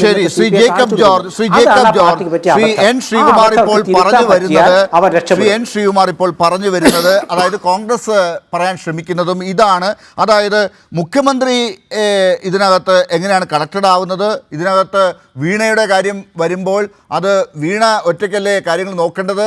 അതിന് അവരെ സംരക്ഷിക്കാൻ ശ്രമിക്കുമ്പോൾ അത് മുഖ്യമന്ത്രിയുടെ നേരെയാണ് അറ്റാക്ക് എന്ന് പറഞ്ഞുകൊണ്ട് എന്തിനാണ് വരുന്നത് എന്നാണ്. ആ രീതിയിലാണോ പ്രതിപക്ഷം ഈ കാര്യങ്ങളെ അവതരിപ്പിച്ചുകൊണ്ടിരിക്കുന്നത്? ഇവിടെ മുഖ്യമന്ത്രിയെ ടാർഗറ്റ് ചെയ്യുന്നത് ഈ ഒരൊറ്റ കാരണം കൊണ്ടാണല്ലോ. എന്തുകൊണ്ടാണ് ഇപ്പോൾ SFIയോ കേന്ദ്ര സർക്കാരിൻ്റെ അനുമതിയോടുകൂടി ഈ കാര്യവുമായിട്ട് ഇപ്പോൾ വന്നിരിക്കുന്നത്? എന്തുകൊണ്ടാണ് ഇന്നലെ ഒരു പ്രത്യേക ചാനലിൽ ഈ കാര്യം ചോർത്തിക്കിട്ടി വലിയ വാർത്തയായി ബ്രേക്ക് ചെയ്ത് പുറത്തേക്ക് വന്നത്? അവരൊക്കെ ഉദ്ദേശിച്ച് ആരെയാണ് ലക്ഷ്യം വെച്ചതെന്നുള്ളത് നമുക്ക് അറിഞ്ഞുകൂടെ? ആ കാര്യം അത്ര നിസ്സാരമാണോ ശ്രീകുമാർ പറയുന്നത് പോലെ? ലാലെ, നമ്മളൊക്കെ കേരളത്തിൽ കഴിയുന്നവരാണ്. ശ്രീകുമാറും ഞാനും പഴയ മാധ്യമ പ്രവർത്തകരാണ്, പത്രപ്രവർത്തകരാണ്. നമുക്കറിയാം ഇതിൻ്റെയൊക്കെ രാഷ്ട്രീയം. ഇതിൻ്റെ പിന്നിൽ രാഷ്ട്രീയമുണ്ടെന്ന് നമ്മൾ പ്രത്യേകം പറയേണ്ടതില്ല. അല്ലെങ്കിൽ ഈ പാർട്ടി കോൺഗ്രസ് നടക്കുന്ന സമയത്ത് ആ മുഹൂർത്തം നോക്കി ഈ SFIO ഇത് കൊടുക്കാൻ തീർച്ചയായിട്ടും അത് പിണറായി വിജയനെ ലക്ഷ്യമാക്കിക്കൊണ്ട് കൊടുക്കാൻ, ഇതുപോലൊരു സംഭവം കൊടുക്കാൻ രാഷ്ട്രീയം തന്നെയാണ് ഇതിന് പിന്നിൽ പ്രവർത്തിച്ചത് എന്ന കാര്യത്തിൽ സംശയമില്ല. വീണ വിജയൻ ഒരു കമ്പനി ഉണ്ടാക്കി, സാധാരണ ഒരു വ്യക്തിയായിരുന്നെങ്കിൽ ഒരു കമ്പനി ഉണ്ടാക്കി ഇതുപോലെ സംഭവം നടത്തിയാൽ ആരും അറിയത്തുമില്ല, ചോദിക്കത്തുമില്ല. വീണ വിജയൻ പിണറായി വിജയൻ്റെ മകളായതാണ് ഇതിനകത്തെ പ്രശ്നം. പിണറായി വിജയൻ കേരളത്തിലെ മുഖ്യമന്ത്രിയാണ്, രണ്ടാം തവണയും മുഖ്യമന്ത്രി പദത്തിലിരിക്കുന്ന നേതാവാണ്, CPMൻ്റെ നേതാവാണ്, പ്രതിപക്ഷത്തെ പ്രധാനപ്പെട്ട ആളാണ്. അതാണ് കാരണം. ശ്രീകുമാർ നാളെ കോൺഗ്രസ് അധികാരത്തിൽ വരുമ്പോൾ ഞാനിപ്പോഴും പറയുന്നത് പ്രതിപക്ഷ നേതാവ് VD സതീശൻ മുഖ്യമന്ത്രിയാകുമെന്നാണ്. കോൺഗ്രസിലെ ചിലർക്കൊക്കെ എന്നോട് ഭയങ്കര ദേഷ്യമാണ് കേട്ടോ ശ്രീകുമാറെ. VD സതീശൻ മുഖ്യമന്ത്രിയായാൽ, VD സതീശനാണല്ലോ നമ്മളിപ്പം പറഞ്ഞുകൊണ്ടിരിക്കുന്ന കഥാപാത്രം, എൻ്റെ അടുത്ത സുഹൃത്താണ്, നല്ല സുഹൃത്താണ്. ഇതേപോലെ BJP ഭരിക്കുന്ന കേന്ദ്ര നേതൃത്വം ഇതേപോലെയുള്ള അന്വേഷണ ഏജൻസികളെ അഴിച്ചുവിടും കോൺഗ്രസ് ഗവൺമെൻറ്റിനെതിരെ, കേരളം ഭരിക്കാൻ പോകുന്ന കോൺഗ്രസിനെതിരെ, കോൺഗ്രസ് ഗവൺമെൻറ്റിനെതിരെ. അന്നും ലാലെ എന്നെ വിളിക്കണം കേട്ടോ ഈ ചർച്ചയ്ക്ക്. ഞാൻ കോൺഗ്രസ് നേതാക്കൾക്ക് വേണ്ടി പറയും ഇത് രാഷ്ട്രീയ പ്രേരിതമാണെന്ന് പറയില്ലാലേ ഞാൻ അന്ന്. അത് പറയാനുള്ള ചങ്കൂറ്റമുണ്ട്. കാരണം അന്ന് ISRO ചാരക്കേസ് വന്നപ്പോൾ കെ കരുണാകരനെ എതിരായിട്ട് കാര്യങ്ങൾ നീങ്ങിയപ്പോൾ, കെ കരുണാകരൻ രാജിവെക്കേണ്ടി വന്നപ്പോൾ, അതിൻ്റെ പിന്നിൽ കോൺഗ്രസ്സുകാർ പ്രവർത്തിച്ചപ്പോൾ ശ്രീകുമാറിനറിയാം കേരളത്തിൽ ഒരേ ഒരു പത്രക്കാരൻ എന്ന നിലയ്ക്ക് ഞാനാണ് ഇന്ത്യ ടുഡേയിൽ ആ സാധനം പൊളിച്ചത്. CBIയുടെ റിപ്പോർട്ടോടുകൂടി ആ സാധനം ഞാൻ പൊളിച്ചടുക്കി. ഞാൻ എൻ്റെ എഡിറ്റർ ശേഖർ ഗുപ്തയുടെ സഹായത്തോടു കൂടി. കെ കരുണാകരനെ അതുകൊണ്ട് രക്ഷപ്പെട്ടില്ല. പക്ഷേ ISRO ചാരക്കേസ് നിറം പിടിപ്പിച്ച നുണക്കഥകളാണ്. അതാണ് ഞങ്ങളുടെ മലയാളം ഇന്ത്യ ടുഡേയിൽ കൊടുത്ത ഹെഡിങ്, കവർ സ്റ്റോറി. കൊടുക്കാൻ ഞങ്ങൾക്ക് കഴിഞ്ഞു, ഇന്ത്യ ടുഡേക്ക് കഴിഞ്ഞു. അങ്ങനെ കഴിയുന്ന പത്രക്കാരുണ്ട് ശ്രീകുമാർ. അപ്പൊ എല്ലാ കാലത്തും ഇതുപോലെ ഒരു കഥ വേണം. അതുപോലെ ശ്രീകുമാർ, പാമോലിംഗ് കേസ് കെട്ടിപ്പൊക്കിയ കേസാണത്. അതും നിർഭാഗ്യവശാൽ കോൺഗ്രസ്സുകാരാണ് അതിൻ്റെ പിന്നിൽ പ്രവർത്തിച്ചത്. നമ്മളൊക്കെ നിയമസഭയിൽ പോകുന്നവരാണല്ലോ. അന്ന് പാമോലിംഗ് കേസിൻ്റെ പിന്നാമ്പുറ കഥകൾ ഒത്തിരി ഉണ്ട്. എനിക്കത് ഒത്തിരി കാര്യങ്ങൾ അറിയാം, ഞാൻ എഴുതുന്നുണ്ട് ശ്രീകുമാർ. അതുകൊണ്ട് ഇപ്പോൾ ഞാൻ പറയാമല്ലോ, പിണറായി വിജയന് എതിരെ എത്ര കേസുകളാണ് വന്നത്. ലാവ്ലിൻ കേസ് മുതൽ ഇങ്ങോട്ട് എത്ര കേസുകൾ, ബിരിയാണി ചെമ്പ്, സ്വർണ്ണക്കടത്ത്, എവിടെ എത്തി അതൊക്കെ? കാരണം ദശയുള്ളിടത്തെ കത്തിയോടൂ എന്ന് പഴമക്കാർ പറയുകയല്ലേ. അതേപോലെ അധികാരം കൈയാളുന്ന ഒരു നേതാവ് എന്ന നിലയ്ക്ക് പിണറായി വിജയനെതിരെ ചില രാഷ്ട്രീയ നീക്കങ്ങൾ നടക്കുന്നുണ്ട്. അതിൻ്റെ ഭാഗമായിട്ടാണ് ഈ അന്വേഷണങ്ങൾ, ഇതുപോലെയുള്ള അന്വേഷണങ്ങൾ. പക്ഷേ അതിന് കുരുതി കൊടുക്കുന്നത് വീട്ടിലിരിക്കുന്ന ഒരു ബിസിനസ് ആയിക്കോട്ടെ, ബിസിനസ് നേതാവായിക്കോട്ടെ, പിണറായി വിജയൻ്റെ മകളായിപ്പോയി എന്നത് ഖേദകരമാണ്. രാഷ്ട്രീയത്തിൻ്റെ ബലിയാടാക്കി കുടുംബത്തിലുള്ളവരെ ഇങ്ങനെ തെരുവിൽ വലിച്ചഴയ്ക്കുന്നത് ശരിയല്ല എന്ന് തന്നെയാണ് എൻ്റെ പക്ഷം. അതിനകത്ത് ഒരു അന്യായമുണ്ട് എന്ന് തന്നെയാണ് എനിക്ക് പറയാനുള്ളത്. ഈ കേസ് ഞാൻ വീണ്ടും പറയുന്നു, 2 കമ്പനികൾ തമ്മിലുള്ള നിസ്സാരമായ ഒരു കേസ്. ഒരിക്കലും ഒരു കേന്ദ്ര ഏജൻസിയുടെ വകുപ്പിൽ കൂടെ വഴിയേ കൂടെ പോകുന്നതല്ല. അവിടെ 500-1000 കോടി രൂപയുടെ കണക്കുകൾ മാത്രമേ അത്രയും ഏജൻസികൾ പരിഗണിക്കുകയുള്ളൂ. ഇത് ചില ഉദ്യോഗസ്ഥന്മാർ തന്നെ ഞാനിവിടെ സംസാരിച്ചപ്പം അവരിൽ നിന്ന് മനസ്സിലാക്കാൻ കഴിഞ്ഞതാണ്. 2.7 crore വേണ്ടി ഒരു കേന്ദ്ര ഏജൻസി അതിൻ്റെ സമയം മെനക്കെടുത്ത് വരുമ്പോൾ അതിൻ്റെ പിന്നിൽ രാഷ്ട്രീയമുണ്ട്. ഈ രാഷ്ട്രീയ ഗൂഢാലോചനയാണ് ഞാൻ എതിർക്കുന്നത് ശ്രീകുമാർ ലാൽ. യെസ്, എന്തായാലും ഈ കാര്യത്തിൽ തന്നെ പിണറായി വിജയന് ഒരു ക്ലീൻ ചിറ്റ് ഉണ്ടാക്കി കൊടുക്കാൻ എൻ ശ്രീകുമാറിന് സ്നേഹമുള്ള മാത്യു കുഴൽനാടൻ തന്നെ അദ്ദേഹത്തിൻ്റെ കയ്യിലെ പൈസ മുടക്കിപ്പോയി കോടതിയിൽ നിന്ന് വാങ്ങിക്കൊടുത്തു എന്നതും നമ്മൾ കണ്ടതാണ്.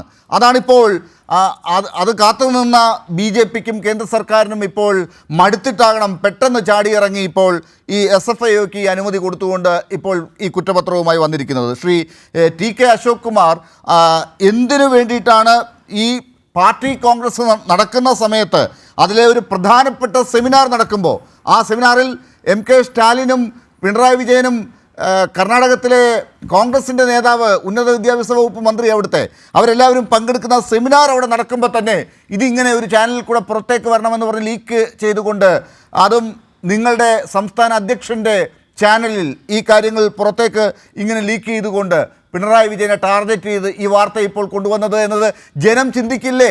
കാരണം പിണറായിയുടെ മകൾ ആയിപ്പോയി വീണ എന്നതുകൊണ്ട് വീണയ്ക്ക് ഒരു ബിസിനസ് നടത്താൻ പറ്റില്ല.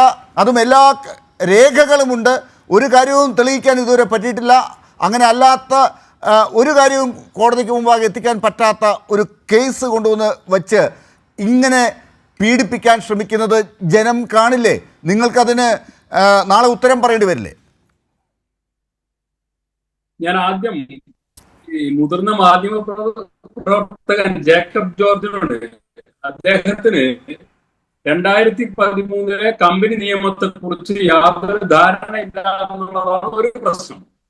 2.7 കോടിയുടെ പ്രശ്നമല്ല ഇപ്പൊ നിലവിൽ വന്നിട്ടുള്ളത്, 186 കോടി രൂപയുടെ പ്രശ്നമാണ് വന്നിട്ടുള്ളത്. അത് ആദ്യം മനസ്സിലാക്കുക, അതൊരു വലിയ സംഖ്യയാണ്.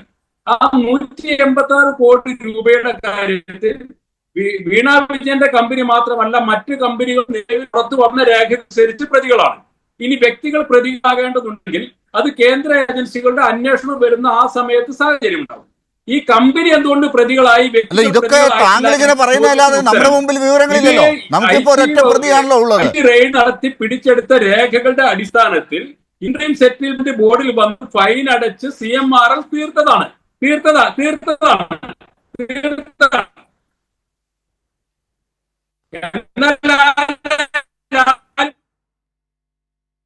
ശ്രീ ടി കെ അശോക് കുമാർ, താങ്കളുടെ റേഞ്ച് ഇഷ്യൂ ഉണ്ട്. ഒരൊറ്റ വാക്ക് ഞാൻ പറഞ്ഞോട്ടെ. ബഹുമാനപ്പെട്ട അശോക് കുമാർ, ഞാനൊരു ഉദാഹരണം പറഞ്ഞോട്ടെ. എൻ്റെ വീട്ടിലൊരു വാഷിംഗ് മെഷീൻ മേടിക്കുന്നു. അതിന് ആ കമ്പനി AMC എടുക്കും, ആനുവൽ മെയിൻ്റനൻസ് കോൺട്രാക്റ്റ്. നമ്മൾ കാർ മേടിക്കുമ്പോഴൊക്കെ ഉണ്ടത്. AMC അനുസരിച്ച് നമ്മൾ ഒരു 1000 രൂപയോ 1500 രൂപയോ കൊടുക്കണം ഒരു കൊല്ലത്തേക്ക്. എനിക്ക് കേടൊന്നും വന്നില്ല. കേട് വന്നാൽ എൻ്റെ നട്ടും ബോൾട്ടും എന്ത് വേണമെങ്കിലും അവർ മാറ്റിത്തരും, പാർട്സ് എന്ത് വേണമെങ്കിലും അവർ മാറ്റിത്തരും. എനിക്ക് കേടൊന്നും വന്നില്ല, എനിക്കൊരു നാശനഷ്ടം ഉണ്ടായില്ല. ആ ഒരു വർഷം ഈ AMC പീരീഡ് മുഴുക്കിയ അത് ഇഷ്ടംപോലെ വസ്ത്രങ്ങൾ അലക്കുന്നുണ്ട്. ഞാൻ 1500 രൂപ കൊടുത്തതാണ്, അതെനിക്ക് തിരിച്ചു തരണമെന്ന് പറയാൻ പറ്റുമോ? 1500 രൂപ തന്നിട്ട് നിങ്ങൾ എന്ത് ചെയ്തു എന്ന് ആർക്കെങ്കിലും ചോദിക്കാൻ പറ്റുമോ അശോക് കുമാർ? ആർക്കെങ്കിലും? നിയമം എന്താണ്? AMC സേവനം അങ്ങനെയാണ്. സേവനം കൊടുക്കാം, സേവനം കൊടുത്തു കൊള്ളാം എന്നാണ് കരാർ. സേവനം ആവശ്യമില്ലെങ്കിലോ അശോക് കുമാർ, ഞാൻ പറയട്ടെ അശോക് കുമാർ, സേവനം ആവശ്യമില്ലെങ്കിലോ സേവനം കൊടുത്തു കൊള്ളാമെന്ന് ഞാൻ കരാർ വെക്കുന്നു. അശോക് കുമാർ അങ്ങയുമായിട്ട് ഞാൻ കരാർ വെക്കുന്നു, ഞാൻ അങ്ങേക്ക് ഈ സേവനം നൽകിക്കൊള്ളാമെന്ന്. പക്ഷേ അങ്ങേക്ക് ഞാൻ കരാർ എനിക്ക് കാശും തരുന്നു, പക്ഷേ അങ്ങേക്ക് എൻ്റെ സേവനം ആവശ്യമില്ല. അപ്പൊ ഞാൻ എന്ത് ചെയ്യും? നിങ്ങൾക്ക് അല്ലല്ല ഇത് പറയുന്നതൊക്കെ ഒരു നിയമം. ശ്രീ അശോക് കുമാർ, ദയവായി ഇത് ആളുകൾക്ക് അറിയാവുന്ന കാര്യം തന്നെയാണ്. താങ്കൾ പ്രത്യേകിച്ച് വിശദീകരിക്കേണ്ട ആവശ്യമൊന്നുമില്ല. നമുക്കൊരു ലോജിക്ക് വെച്ചുള്ള ചോദ്യം മാത്രമേ ഞാൻ ചോദിക്കുന്നുള്ളൂ അശോക് കുമാർ.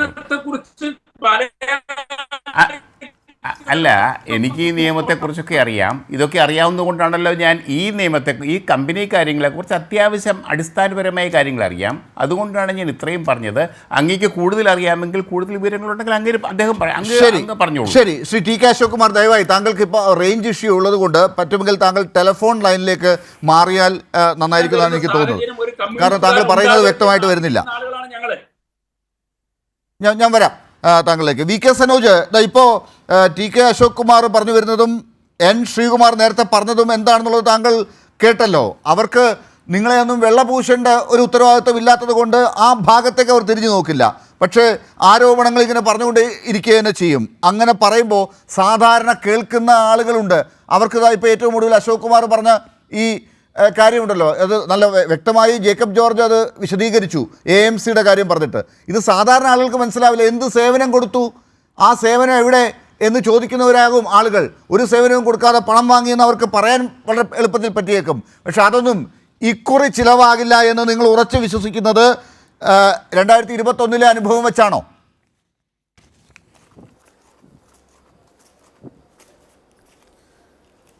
അല്ല, സഖാവ് പിണറായി വിജയനെതിരായിട്ട് എത്ര കാലമായി ഇങ്ങനെയുള്ള ആരോപണങ്ങൾ കൊണ്ടുവരുന്നു? അപ്പോൾ ഈ കൊണ്ടുവന്ന ആരോപണങ്ങൾ എന്തെങ്കിലും തരത്തിൽ അതുമായി ബന്ധപ്പെട്ട തെളിവുകൾ ഹാജരാക്കാനോ കോടതിയിൽ സമർപ്പിക്കാനോ കഴിഞ്ഞിട്ടുണ്ടോ? എല്ലാം എടുത്തു കളഞ്ഞില്ലേ?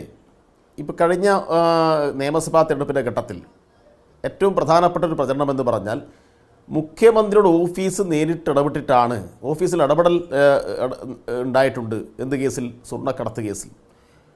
അതുമായി ബന്ധപ്പെട്ട എന്തെല്ലാം ഉപകഥകൾ ഇവിടെ പ്രചരിപ്പിച്ചു. എനിക്ക് ഓർമ്മയുണ്ട്, കേരളത്തിലെ പ്രധാനപ്പെട്ട വാർത്താ മാധ്യമങ്ങൾ വൈകുന്നേരം ചർച്ചയ്ക്ക് വേണ്ടി തയ്യാറാക്കുന്ന വാർത്താ പരസ്യത്തിൻ്റെ കാർഡുകളുണ്ടായിരുന്നു. ആ കാർഡുകളിൽ ഓരോ കാർഡിൻ്റെയും ഹെഡ്ലൈൻ ഭാവിയിൽ മാധ്യമ വിദ്യാർത്ഥികൾ എങ്ങനെ മാധ്യമപ്രവർത്തനം നടത്തിക്കൂടാ, എന്താണ് സത്യസന്ധമായ മാധ്യമപ്രവർത്തനം എന്നൊക്കെ പഠിക്കുന്ന സന്ദർഭത്തിൽ പഠനവിധേയമാക്കേണ്ട ഒരു കാര്യമാണ്. അത്രമാത്രം ചർച്ചകൾ, അത്രമാത്രം തെറ്റായ ക്യാപ്ഷനുകൾ, അതുമായി ബന്ധപ്പെട്ട ക്യാപ്സൂളുകൾ ഇറക്കി കേരളത്തിലെ വലതുപക്ഷം ഒന്നടങ്കം. എന്തായിരുന്നു ആ തിരഞ്ഞെടുപ്പിൻ്റെ ഫലം? എങ്ങനെയാണ് അതിനെല്ലാം ജനങ്ങൾ കൈകാര്യം ചെയ്തത്?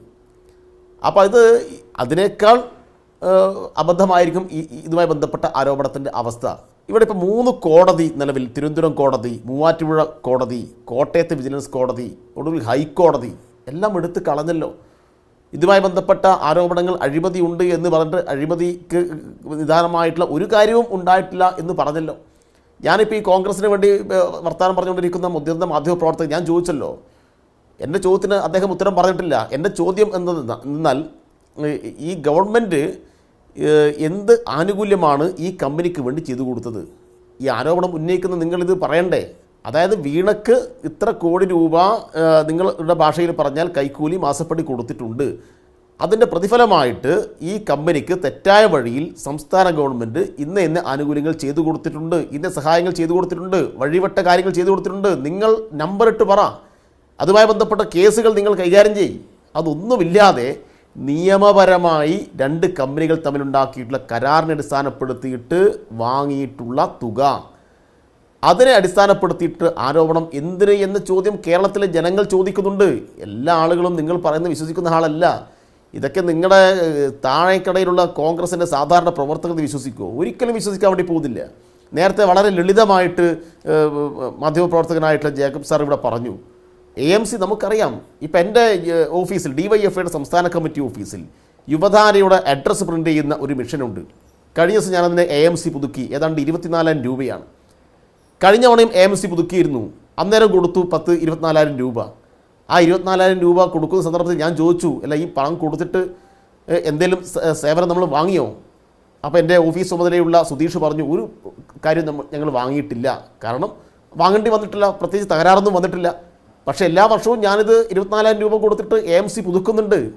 അപ്പം ഞാൻ നാളെ പറയുകയാണ് അതിന് തക്കതായിട്ടുള്ളൊന്നും കിട്ടിയിട്ടില്ല എന്ന് പറഞ്ഞാൽ ആ പണം തിരിച്ചു ചോദിക്കാൻ കഴിയുമോ? ഇതെല്ലാം എല്ലാവരുടെയും അനുഭവത്തിലുള്ള കാര്യമാണ്. അത് ഫ്രിഡ്ജ് വാങ്ങിക്കഴിഞ്ഞാലും ഫാൻ വാങ്ങിക്കഴിഞ്ഞാലും വീട്ടിലെ മറ്റു കാര്യങ്ങൾ വാങ്ങിക്കഴിഞ്ഞാലും ചെറിയ സ്ഥാപനങ്ങൾ നടത്തുന്ന ആളുകളെ സംബന്ധിച്ചിടത്തോളം ഇതെല്ലാം സാമാന്യ ബോധമുള്ള എല്ലാവർക്കും മനസ്സിലാവുന്ന കാര്യമാണ്. അങ്ങനെ മാത്രമുള്ള ഒരു ഇടപാടാണ് ഈ CMRലും ഈ എക്സാലോജിക്കും തമ്മിൽ നടന്നിട്ടുള്ളൂ. പിന്നെ ഈ ഇൻട്രീം സെറ്റിൽമെൻറ്റ് ബോർഡ് എന്തൊക്കെയോ പറഞ്ഞു എന്നാണ് ഇവിടെ തെറ്റിദ്ധരിപ്പിക്കുന്നത്. ഇൻട്രീം സെറ്റിൽമെൻറ്റ് ബോർഡ് പറഞ്ഞ ചില രാഷ്ട്രീയ പരാമർശങ്ങൾ കൂടിയുണ്ട്, അത് കേൾക്കണം. എന്താ പറഞ്ഞത്? ഇൻട്രീം സെറ്റിൽമെൻറ്റ് ബോർഡിൻ്റെ ഒരു നിരീക്ഷണത്തിൽ അവർ പറഞ്ഞത്, ഇതുമായി ബന്ധപ്പെട്ട അഡീഷണൽ റിപ്പോർട്ടിനകത്ത് അവർ പറഞ്ഞത് ഒരു പ്രൊമിനൻ്റ് പേഴ്സണിന് വേണ്ടി പണം കൊടുത്തു എന്നാണ്. അതൊക്കെ പറയേണ്ട കാര്യം ഇൻട്രീം സെറ്റിൽമെൻറ്റ് ബോർഡ് എന്താണ് ഇങ്ങനെ ഒരു രാഷ്ട്രീയമായ പരാമർശം എന്തിനാണ് നടത്തുന്നത്? ഇങ്ങനെ ഒരു രാഷ്ട്രീയ പരാമർശം നടത്തുന്നത് എന്ന് പറഞ്ഞാൽ കൃത്യമായ താല്പര്യമാണ്. ഈ ബോർഡിലൊക്കെ ആളുകൾ നിശ്ചയിക്കുന്നത് ആരാണ്? ഈ ഉദ്യോഗസ്ഥർ ആരുടെ കീഴിലാണ് പ്രവർത്തിക്കുന്നത്? കേന്ദ്ര ഗവൺമെൻറ് കീഴിലാണ്. കേന്ദ്ര ഗവൺമെൻറ് ആരുടെ കയ്യിലാണ്? അത് BJPയുടെ കയ്യിലാണ്. ഇപ്പോൾ BJP ഗവൺമെൻറ് BJP നേതൃത്വം തീരുമാനിക്കുന്ന കാര്യങ്ങൾ മാത്രമേ ഉള്ളൂ. ഞാനൊരു കാര്യം പറയാം, ഈ കൊടകര കേസിൽ ED വന്നല്ലോ. അപ്പോൾ എന്താ ഇപ്പോൾ EDയുടെ റിപ്പോർട്ട്? അവർ പറയുന്നത് അത് മറ്റേ എന്തോ കച്ചവടം നടത്താൻ കൊണ്ടുപോകുന്ന കാശാണെന്നാണ് പറഞ്ഞത്. യഥാർത്ഥത്തിൽ കൊടകര കേസുമായി ബന്ധപ്പെട്ട് 3.56 കോടിയാണ് മറ്റേ ആൾ അടിച്ചു മാറ്റിയെന്ന് പറഞ്ഞത്. നേരത്തെ ചെറിയ പൈസ കാണിച്ചിട്ടുള്ളൂ. പിന്നീട് അന്വേഷണത്തിൽ കേരള പോലീസ് അന്വേഷണത്തിൽ ഈ കാര്യങ്ങളെല്ലാം പറഞ്ഞു. അതുമായി ബന്ധപ്പെട്ട വിശദമായ അന്വേഷണം നടത്തി ഇന്നത്തെ ആവശ്യങ്ങൾക്കാണ് പണം കൊണ്ടുവന്നത് മനസ്സിലായി. എന്നിട്ടും ആ പണം സംബന്ധിക്കുന്ന കാര്യത്തിൽ ED അങ്ങോട്ട് പോയോ? ED എന്നാൽ പിന്നെ 3.56 കോടി, ഇത്രയും കോടി രൂപ ലിക്വിഡ് ക്യാഷാണ്. അങ്ങനെ ക്യാഷ് കൊണ്ടുപോകാനുള്ള അനുവാദമുണ്ടോ ഈ രാജ്യത്ത്? എന്തേ അതിനെക്കുറിച്ച് അക്ഷരം പറയാതിരുന്നത്? അപ്പോൾ അവിടെ BJP ഗവൺമെൻറ് താല്പര്യം നടപ്പാക്കി, ഇവിടെ BJP ഗവൺമെൻറ് താല്പര്യം മറിച്ചാണ്. അപ്പോൾ വളരെ കൃത്യമായിട്ട് രാഷ്ട്രീയ എതിരാളികളെ വേട്ടയാടാൻ വേണ്ടിയിട്ട് എല്ലാ സംവിധാനത്തെയും ഉപയോഗപ്പെടുത്തുന്നു. സംവിധാനങ്ങളെ ഉപയോഗിച്ച് രാഷ്ട്രീയ താല്പര്യങ്ങൾ നടപ്പിലാക്കാൻ വേണ്ടി ശ്രമിക്കുന്നു എന്നതാണ് ഇതിനകത്തും. അത് വളരെ വ്യക്തവും പ്രകടവുമാണ് ഈ SFIയുടെ കാര്യത്തിലൊക്കെ വരുന്നത്. ഈ റിപ്പോർട്ട് ഇൻ്ററിം ഇവിടെ നേരത്തെ കമ്മിറ്റിയുടെ റിപ്പോർട്ട് പറഞ്ഞല്ലോ, ആ റിപ്പോർട്ടിൽ ഉൾപ്പെടെ എന്താണ് എഴുതി വച്ചിരിക്കുന്നത്, പൊളിറ്റിക്കലായി എങ്ങനെയാണ് അത് ദുരുപയോഗം ചെയ്യാൻ പറ്റുന്നത് എന്നുള്ളത് ഞാൻ താങ്കളോട് പറയേണ്ടതില്ല. പക്ഷേ സനോജ് ചോദിച്ച ഒരു ചോദ്യത്തിനുള്ള ഉത്തരം താങ്കൾ പറയണം. എന്ത് ലാഭമാണ്, എന്ത് ആനുകൂല്യമാണ് അങ്ങനെയാണെങ്കിൽ ഈ വീണയ്ക്ക് ഈ പണം നൽകിയത് വഴി തിരിച്ച് CMRലിന് കിട്ടിയത് എന്നത്? അവിടെ എന്തെങ്കിലും തരത്തിലുള്ള നേട്ടങ്ങൾ ഉണ്ടായിട്ടുണ്ടെങ്കിൽ അത് UDFൻ്റെ കാലത്താണ് എന്നതും താങ്കളുടെ ശ്രദ്ധയിലുണ്ടാകണം.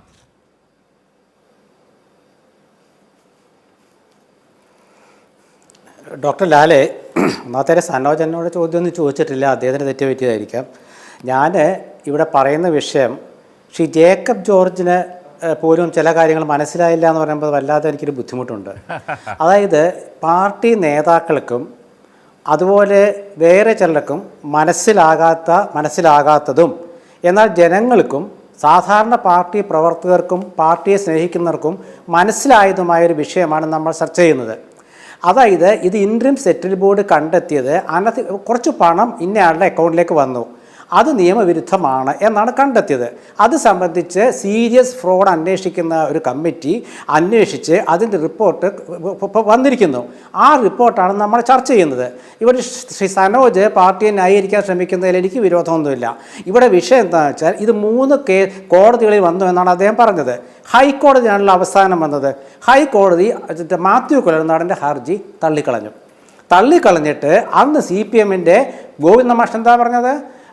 പ്രതിപക്ഷ നേതാവ് രാജിവെക്കണം. AK ബാലൻ എന്താ പറഞ്ഞത്? മാത്യു കുഴൽനാടൻ MLA സ്ഥാനം രാജിവെക്കണം. AK ബാലൻ എന്താ പറഞ്ഞത്?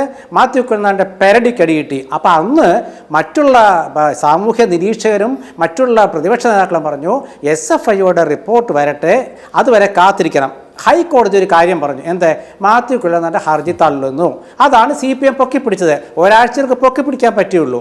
മാത്യു കുഴൽനാടൻ്റെ ഹർജി തള്ളിയപ്പോൾ ഹൈക്കോടതി ഒരു കാര്യം പറഞ്ഞു, ഇത് രാഷ്ട്രീയ പ്രേരിത ഹർജി അല്ല. വിജിലൻസ് അന്വേഷിക്കേണ്ട കാര്യങ്ങളിൽ തെളിവുണ്ടെങ്കിൽ നാളെ മാത്യു കുഴൽനാടനെ വീണ്ടും സമീപിക്കാം. ഈ കാര്യം സനോജ് ഉൾപ്പെടെയുള്ള ജേക്കബ് ജോർജ് ഉൾപ്പെടെയുള്ള സുഹൃത്തുക്കൾ മറച്ചു വെക്കുന്നു. അതെന്തുകൊണ്ട്? രാഷ്ട്രീയ പ്രേരിതമാണെന്ന് ഇപ്പൊ പാർട്ടി പറയുക, രാഷ്ട്രീയ പ്രേരിതമല്ലെന്ന് ഹൈക്കോടതി പറയുമ്പോൾ അത് മറച്ചു വെക്കുക. അപ്പൊ ഇവിടെ ഇപ്പോ രണ്ടും രണ്ടാ. ഒന്ന് വിജിലൻസ് തെളിവ് ഹാജരാക്കിയാൽ കാര്യം തീർന്നല്ലോ. ഒരു മിനിറ്റ് ഞാൻ പറയട്ടെ. ഞാൻ പറയട്ടെ ഇത് രാഷ്ട്രീയ പ്രേരിതമല്ല എന്ന ഹൈക്കോടതിയുടെ പരാമർശം തെളിവ് അങ്ങനെയുണ്ടോ ശ്രീ എൻ ശ്രീകുമാർ? മാത്യു കുഴൽനാടൻ ഇത് രണ്ടും രണ്ടാണ്. ഒന്നാമത്തെ കാര്യം, ഒന്ന് വിജിലൻസ് കേസുമായി ബന്ധപ്പെട്ട കാര്യം ഒന്ന്, മറ്റുള്ളത് സാമ്പത്തിക അതായത് മണി ലോണ്ടറിങ് ആക്ട്. അത് രണ്ടും രണ്ടാണല്ലോ, നമുക്ക് എല്ലാവർക്കും അറിയണ കാര്യമാണല്ലോ, വിശദീകരിക്കാൻ സമയമില്ല. അപ്പോൾ അതുകൊണ്ട് ആ കേസിൽ ഇത്ര വിഷയമുള്ളൂ. അതായത് മുഖ്യമന്ത്രിയുടെ മകളുമായി ബന്ധപ്പെട്ട വിഷയത്തിൽ പാർട്ടി എന്തിന് വല്ലാതെ പ്രതിരോധം തീർക്കാൻ പോയി? പാർട്ടിക്ക് മുഖ്യമന്ത്രിയെ രക്ഷിക്കാം, പാർട്ടിക്ക് നേതാക്കളെ രക്ഷിക്കാം. BJPയും ചെയ്തുകൊണ്ടിരിക്കുന്നത്. കോൺഗ്രസും അതിന് കൂട്ടുനിൽക്കുകയാണെങ്കിൽ അത് നിങ്ങൾക്ക് അനുഭവമുള്ള കാര്യങ്ങളല്ലേ? മറ്റു സംസ്ഥാനങ്ങളിലെ കോൺഗ്രസിനെയും ഇതുപോലെ പ്രതിക്കൂട്ടിലാക്കുന്നതല്ലേ എന്നുള്ള ചോദ്യമാണ് ഇവിടെ വരുന്നത്. നിങ്ങൾ അപ്പോഴും കേന്ദ്രത്തെ വിശ്വസിക്കുന്നത് എന്തുകൊണ്ടാണ്?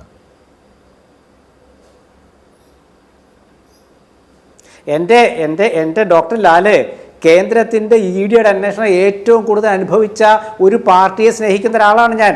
രാഹുൽ ഗാന്ധിയെ പാർലമെന്റിൽ നടക്കാൻ പുറത്താക്കി, അറിയാമല്ലോ, അന്ന് മറക്കണ്ട. മറ്റേ നാഷണൽ ഹെറാൾഡ് കേസിൽ സോണിയാഗാന്ധിയെയും രാഹുൽ ഗാന്ധി എത്ര ദിവസമാണ് വിളിച്ചു വരുത്തി വെറുതെ ചോദ്യം ചെയ്തത്? അതൊക്കെ നിങ്ങൾ മനസ്സിലാക്കണം.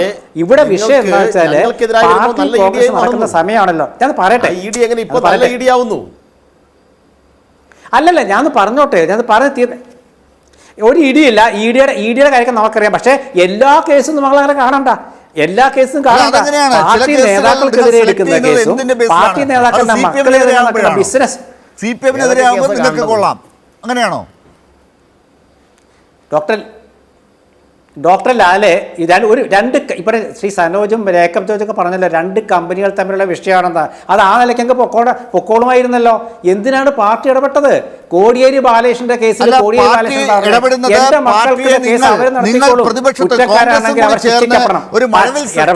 മാധ്യമത്തിന്റെ കൂടെ ചേർന്ന് മാധ്യമങ്ങളുടെ കൂടെ ചേർന്ന് രാഷ്ട്രീയമായി ആക്രമിക്കുമ്പോൾ അവർ രാഷ്ട്രീയമായി തിരിച്ചു പറയും.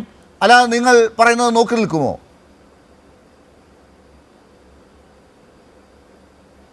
ഡോക്ടർ ലാലെ, മധുര സമ്മേളനം നടക്കുക പാർട്ടിയുടെ. ആ കാലത്ത് എന്തുകൊണ്ടാണ് ഇങ്ങനെ ചെയ്തതെന്നാണ് ചോദിക്കുന്നത്. വേങ്ങര ഉപതെരഞ്ഞെടുപ്പ് നടക്കുമ്പോഴാണ് ഉമ്മൻചാണ്ടിക്കെതിരെ പിണറായി വിജയൻ അന്വേഷണം പ്രഖ്യാപിച്ചത്, CBIക്ക് വിട്ടത്. തോറ്റുപോയി വേങ്ങരയിൽ LDF. അത് കേട്ടെ, പാർട്ടി സമ്മേളനം നടക്കുകയാണല്ലോ ശ്രീ സനോജെ. 2-3 ദിവസമായിട്ട് CPM-ൻ്റെ മുഖപത്രത്തിൽ പ്രകാശ് കാരാട്ടും ഗോവിന്ദ മാഷും ലേഖനങ്ങൾ ഇരുന്നുണ്ട്. ആ ലേഖനത്തിൽ ജേക്കബ് ജോർജ് ശ്രദ്ധിക്കണം, ആ ലേഖനത്തിൽ കോൺഗ്രസിനെ കുറ്റം പറയുന്നില്ല പാർട്ടി, ഗോവിന്ദ മാഷ് കുറ്റം പറയുന്നില്ല, കുറ്റം പറയുന്നില്ല. കാരണം എന്താ അറിയോ? പാർട്ടി കോൺഗ്രസ് ശരിയല്ല.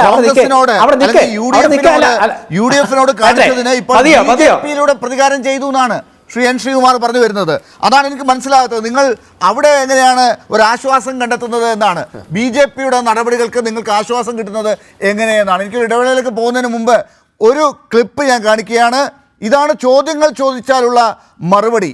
ചോദ്യങ്ങൾ ചോദിക്കുന്ന ആളുകൾക്ക് ഇപ്പോൾ കേന്ദ്രവുമായി ബന്ധപ്പെട്ട സ്ഥലങ്ങളിൽ നിന്ന് കിട്ടുന്ന മറുപടി ഇതാ ഇങ്ങനെയൊക്കെയാണ്. ഒന്ന് കാണാം നമുക്ക്. നിങ്ങൾ ആരോടാ ചോദിക്കുന്നത്? വളരെ സൂക്ഷിച്ച് സംസാരിക്കണം. മാധ്യമാരാ കെയർഫുൾ, ബി കെയർഫുൾ. ഏതാ ചാനൽ? ഏതാ ചാനൽ? ബെസ്റ്റ്.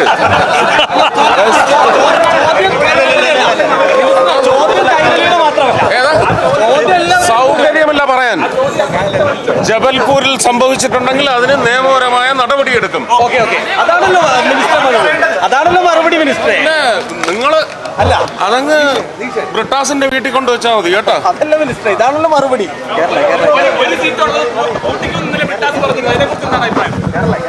അതിന് വേറൊരു അക്ഷരം മാറ്റണം അതിനകത്ത്.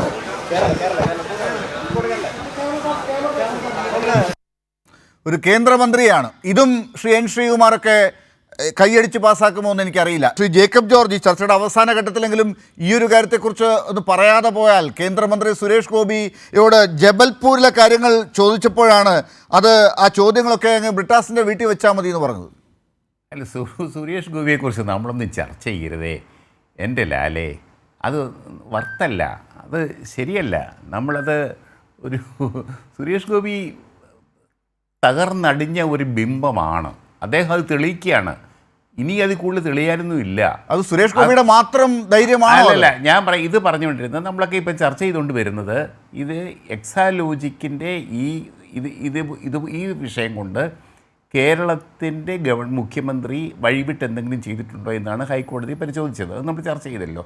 ഞാൻ പറയാം, വളരെ സൂക്ഷ്മതയോടെ ഭരണം നടത്തുന്ന രാഷ്ട്രീയ നേതാവാണ്, ഭരണാധികാരിയാണ് പിണറായി വിജയൻ. അദ്ദേഹം അങ്ങനത്തെ അബദ്ധം കാണിക്കുന്ന ആളല്ല എന്നാണ് അദ്ദേഹവുമായിട്ട് എനിക്കുള്ള പരിചയത്തിൽ നിന്ന് എനിക്ക് പറയാനുള്ളത്. പിണറായി വിജയനെ ഭരണത്തിൽ ഇത്തരം വീഴ്ചകൾ പറ്റുകയില്ല, സംശയം. അതുകൊണ്ട് തന്നെയാണല്ലോ അദ്ദേഹത്തിന് ഭരണത്തുടർച്ച കിട്ടിയത്. ഞാൻ അത് തന്നെയാണ് രണ്ടാമത് ഒരു കാര്യം കൂടി ആവർത്തിക്കുന്നു. കോൺഗ്രസ് ഭരണം നടത്തുമ്പോൾ ഇതുപോലെ വിഷയങ്ങളുണ്ടായാൽ ഞാൻ കോൺഗ്രസ് നേതാക്കന്മാരുടെ കൂട്ടിരിക്കും. കാരണം ഇത്തരം നടപടികൾ രാഷ്ട്രീയ പ്രേരിതമാണെങ്കിൽ ഇത് രാഷ്ട്രീയ പ്രേരിതമാണ് എന്നതുകൊണ്ടാണ് ഞാൻ ഈ ഒരു നിലപാട് സ്വീകരിക്കുന്നത് എന്ന കാര്യം ഒരിക്കൽ കൂടി പറയും. ശരി, ശ്രീ TK അശോക് കുമാർ, അപ്പോൾ രാഷ്ട്രീയ പ്രേരിതമാണെന്നുള്ളത് വ്യക്തമാണ്. ഇത്തരം കാര്യങ്ങൾ രാജ്യമെമ്പാടും പല രീതിയിൽ നടക്കുന്നുണ്ട്. അങ്ങനെയുള്ള കാര്യങ്ങളെക്കുറിച്ച് ചോദ്യങ്ങൾ ചോദിച്ചപ്പോൾ ഒരു കേന്ദ്രമന്ത്രി പ്രതികരിച്ചതുമാണ് നമ്മൾ കണ്ടത്. അപ്പോൾ ഇത് നിങ്ങൾ ഇങ്ങനെ തന്നെ തുടർന്നാൽ നിങ്ങൾക്കുണ്ടാകുന്ന നഷ്ടം കൂടിയാണ്, രാഷ്ട്രീയ നഷ്ടം കൂടിയാണ് ഞാൻ ഓർമ്മപ്പെടുത്തിയത്.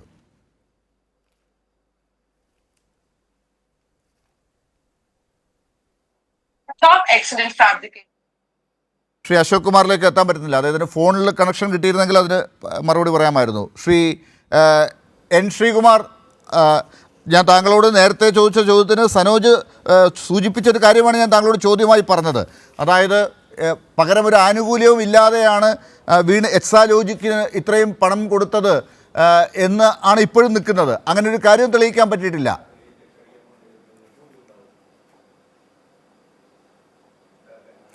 നോക്കൂ ഡോക്ടർ ലാലെ, നമ്മൾ ഈ ആദ്യം തൊട്ട് അവസാനം വരെ ചർച്ച ചെയ്തിട്ട് വീണ്ടും ഈ ചോദ്യം ചോദിക്കുന്നത് എന്താ അർത്ഥമുള്ളത്? ഇതൊരു വസ്തുതയാണ്, കണ്ടെത്തലാണ്. ഇത് ആരോപണമല്ല. ആരോപണം വേറെയാണ്, രാഷ്ട്രീയ ആരോപണം അല്ലത്. ഒരു ഗവൺമെൻറ് സംവിധാനം കണ്ടെത്തി, അത് സംബന്ധിച്ചാണ് ചർച്ച. ശ്രീകുമാറിന്റെ രാഷ്ട്രീയ വിശ്വാസം, അതിനെ വിശ്വസിക്കുന്നത് എങ്ങനെയാണ്? എന്താണ് കണ്ടെത്തിയത്?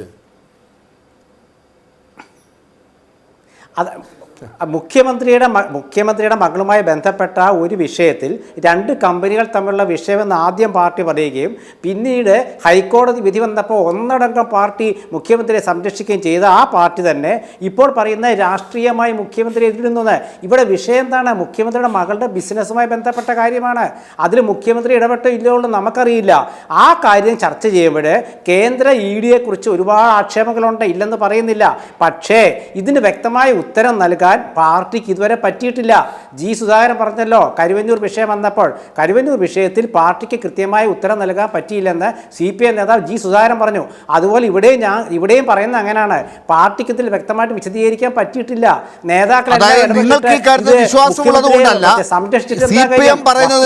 വിശ്വസിക്കാൻ പറ്റുന്നില്ല എന്നാണ്. അല്ലാതെ ഇപ്പുറത്തെ ഒരു സംവിധാനം, കേന്ദ്ര സർക്കാരിന്റെ ദുരുപയോഗം ഒക്കെ ഇതിനകത്ത് നടക്കുന്നതൊക്കെ നിങ്ങൾക്കറിയാം. പക്ഷെ നിങ്ങളിത് CPM പറയുന്നതായതുകൊണ്ട് വിശ്വസിക്കുന്നില്ല. ശ്രീ VK സനോജ്, അതാണോ?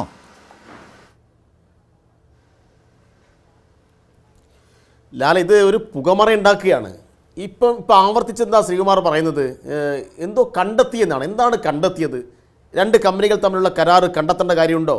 ആ കരാറിൻ്റെ അടിസ്ഥാനത്തിൽ അവർക്ക് നേരത്തെ നിശ്ചയിച്ച തുക കൈമാറിയത്, അക്കൗണ്ട് മുഖാന്തരം കൈമാറിയത് വലിയ കണ്ടെത്തലാണോ? ആ കൈമാറിയ തുകക്ക് കൃത്യമായ ആദായ നികുതി അടച്ചത് വലിയ കണ്ടെത്തലാണോ? എന്താണ് ഇവർ കണ്ടെത്തിയത്? എന്ത് കണ്ടെത്തിയെന്നാണ് പറയുന്നത്? കണ്ടെത്താനുള്ള കാര്യം എന്താണ്? ഇങ്ങനെ ഒരു കരാറിൽ ഏർപ്പെട്ടതിൻ്റെ ഭാഗമായിട്ട് CMRLന് സംസ്ഥാന ഗവൺമെൻറ് വഴിവിട്ട നിലയിൽ ചില ആനുകൂല്യങ്ങൾ ചെയ്തു കൊടുത്തു. അതിനെ അടിസ്ഥാനപ്പെടുത്തി ഞങ്ങൾ ഇതാ കോടതിയിൽ പോകുന്നു, പരാതി കൊടുക്കുന്നു, ഇന്ന കാര്യങ്ങളാണ് ആ നിയമവിരുദ്ധമായി ചെയ്തു കൊടുത്തത്, അതിനെക്കുറിച്ച് പറയൂ എന്ന് ചോദിച്ചിട്ട് പറയാൻ വേണ്ടി പറഞ്ഞിട്ട് അതിനെക്കുറിച്ച് പറയുന്നേ ഇല്ല. അപ്പോൾ അങ്ങനെ തെറ്റായ ഒരു കാര്യവും അവിടെ നടന്നിട്ടില്ല. പിന്നെന്താണ്, ഇന്റൽ സെറ്റിൽമെൻറ്റ് ബോർഡിലെ ഉദ്യോഗസ്ഥർ അവർ രാഷ്ട്രീയമായ വിധേയം BJPയോട് കാണിക്കുന്നുണ്ട്. ED BJPയോട് പൂർണ്ണമായും വിധേയപ്പെട്ടിരിക്കുന്നു. അതിൻ്റെ തെളിവുകൾ ഓരോ ദിവസവും പുറത്തു വന്നുകൊണ്ടിരിക്കുന്നു. രാജ്യത്താകെ എടുത്തിട്ടുള്ള കഴിഞ്ഞ 10 വർഷത്തെ 193 കേസിൽ 193 രാഷ്ട്രീയ എതിരാളികൾക്കെതിരായി എടുത്ത കേസാണ്. അതിൽ 2 എണ്ണം മാത്രമേ ശിക്ഷിച്ചിട്ടുള്ളൂ. അതിൻ്റെ എല്ലാം തുടർച്ചയിൽ ഇടതുപക്ഷത്തെ വേട്ടയാടാൻ വേണ്ടിയിട്ട് ഉപയോഗപ്പെടുത്തുന്ന ചില കാര്യങ്ങളെ കോൺഗ്രസ് BJPക്ക് വേണ്ടി ന്യായീകരിക്കുന്നു. ആ പണിയാണ് ഇപ്പോൾ ശ്രീകുമാർ എടുക്കുന്നത്. ശ്രീകുമാർ ഇവിടെ പറഞ്ഞല്ലോ, എന്താ പറഞ്ഞത്? ഞങ്ങൾക്കെതിരായി ED വന്നപ്പോൾ അത് ശരിയായ ED ആയിരുന്നില്ല, പക്ഷെ നിങ്ങൾക്കെതിരായി വന്ന ED ശരിയായ ED ആണ് എന്ന് നാണമില്ലാതെ, ഒരു രാഷ്ട്രീയ ധാർമ്മികതയും ഇല്ലാതെ ഇവിടെ പറയല്ലേ, ആളുകൾ കേൾക്കുകയല്ലേ. ശരി, നിങ്ങൾക്കെതിരായി വരുന്ന ED നല്ല ED, ഞങ്ങൾക്കെതിരായി വന്നപ്പോൾ അത് സമയത്തിന്റെ പരിമിതി കൂടിയുണ്ട്. സാധാരണ ഒരു കാലഘട്ടമല്ല ഇത്. നമ്മളിപ്പോൾ ദിവസേന ചർച്ച ചെയ്യുന്നത് നമ്മുടെ ഭരണഘടനയ്ക്ക് മേലെയുള്ള ആക്രമണത്തെ കുറിച്ചാണ്. ഒപ്പം ഫെഡറൽ സംവിധാനങ്ങളെ എങ്ങനെയാണ് കേന്ദ്ര സർക്കാർ ഇടപെട്ട് തകർക്കാൻ ശ്രമിക്കുന്നത് എന്നതിനെക്കുറിച്ചുള്ള ചർച്ചയാണ് നടക്കുന്നത്. അവിടെയാണ് അവസാനത്തെ അത്താണിയായി നിൽക്കുന്ന ഇടത് സർക്കാരിനെ പോലും എങ്ങനെ ആണ് അറ്റാക്ക് ചെയ്യാൻ ശ്രമിക്കുന്നത് കേന്ദ്ര സർക്കാർ എന്ന ചോദ്യവും നമ്മുടെ മുമ്പിലേക്ക് എത്തുന്നത്. ഏറ്റവും ഒടുവിൽ അത് ഒരു മുഖ്യമന്ത്രിയുടെ മകളുടെ കാര്യമല്ലേ എന്ന് പറഞ്ഞ് അത് വേറൊരു രീതിയിൽ കൊണ്ടുപോകാൻ ശ്രമിക്കുമ്പോൾ മുഖ്യ പ്രതിപക്ഷമായ കോൺഗ്രസ് പാർട്ടി കൂടി അതിനകത്ത് കൂട്ടുനിൽക്കുകയാണ് എന്ന ആരോപണമാണ് ഇപ്പോൾ CPM ഉന്നയിക്കുന്നത്. അവർക്ക് അവരുടെ അടുത്തേക്ക് വരുന്ന ED മോശം ED, CPMൻ്റെ നേരെ വരുന്നത് വേറൊരു ED, നല്ല ED എന്ന ഒരു വാദമാണ് ഇപ്പോഴുണ്ടാകുന്നത്. ഇത് 2021 പോലെ ജനങ്ങൾ കാണുകയാണെങ്കിൽ, വീണ്ടും ഇത് ആവർത്തിക്കുന്നു പ്രതിപക്ഷം എന്ന് ജനം വിലയിരുത്തുകയാണെങ്കിൽ, ആരുടെ രാഷ്ട്രീയ കാലം ആണ് അവസാനിക്കാൻ പോകുന്നത്? നമുക്ക് കാത്തിരുന്ന് കാണാം. വളരെ നന്ദി ചർച്ചയിൽ ചേർന്നതിന് Shri VK Sanoj, N Sreekumar, TK Ashok Kumar, ഒപ്പം ജേക്കബ് ജോർജ്. ന്യൂസ് അവസാനിക്കുന്നു.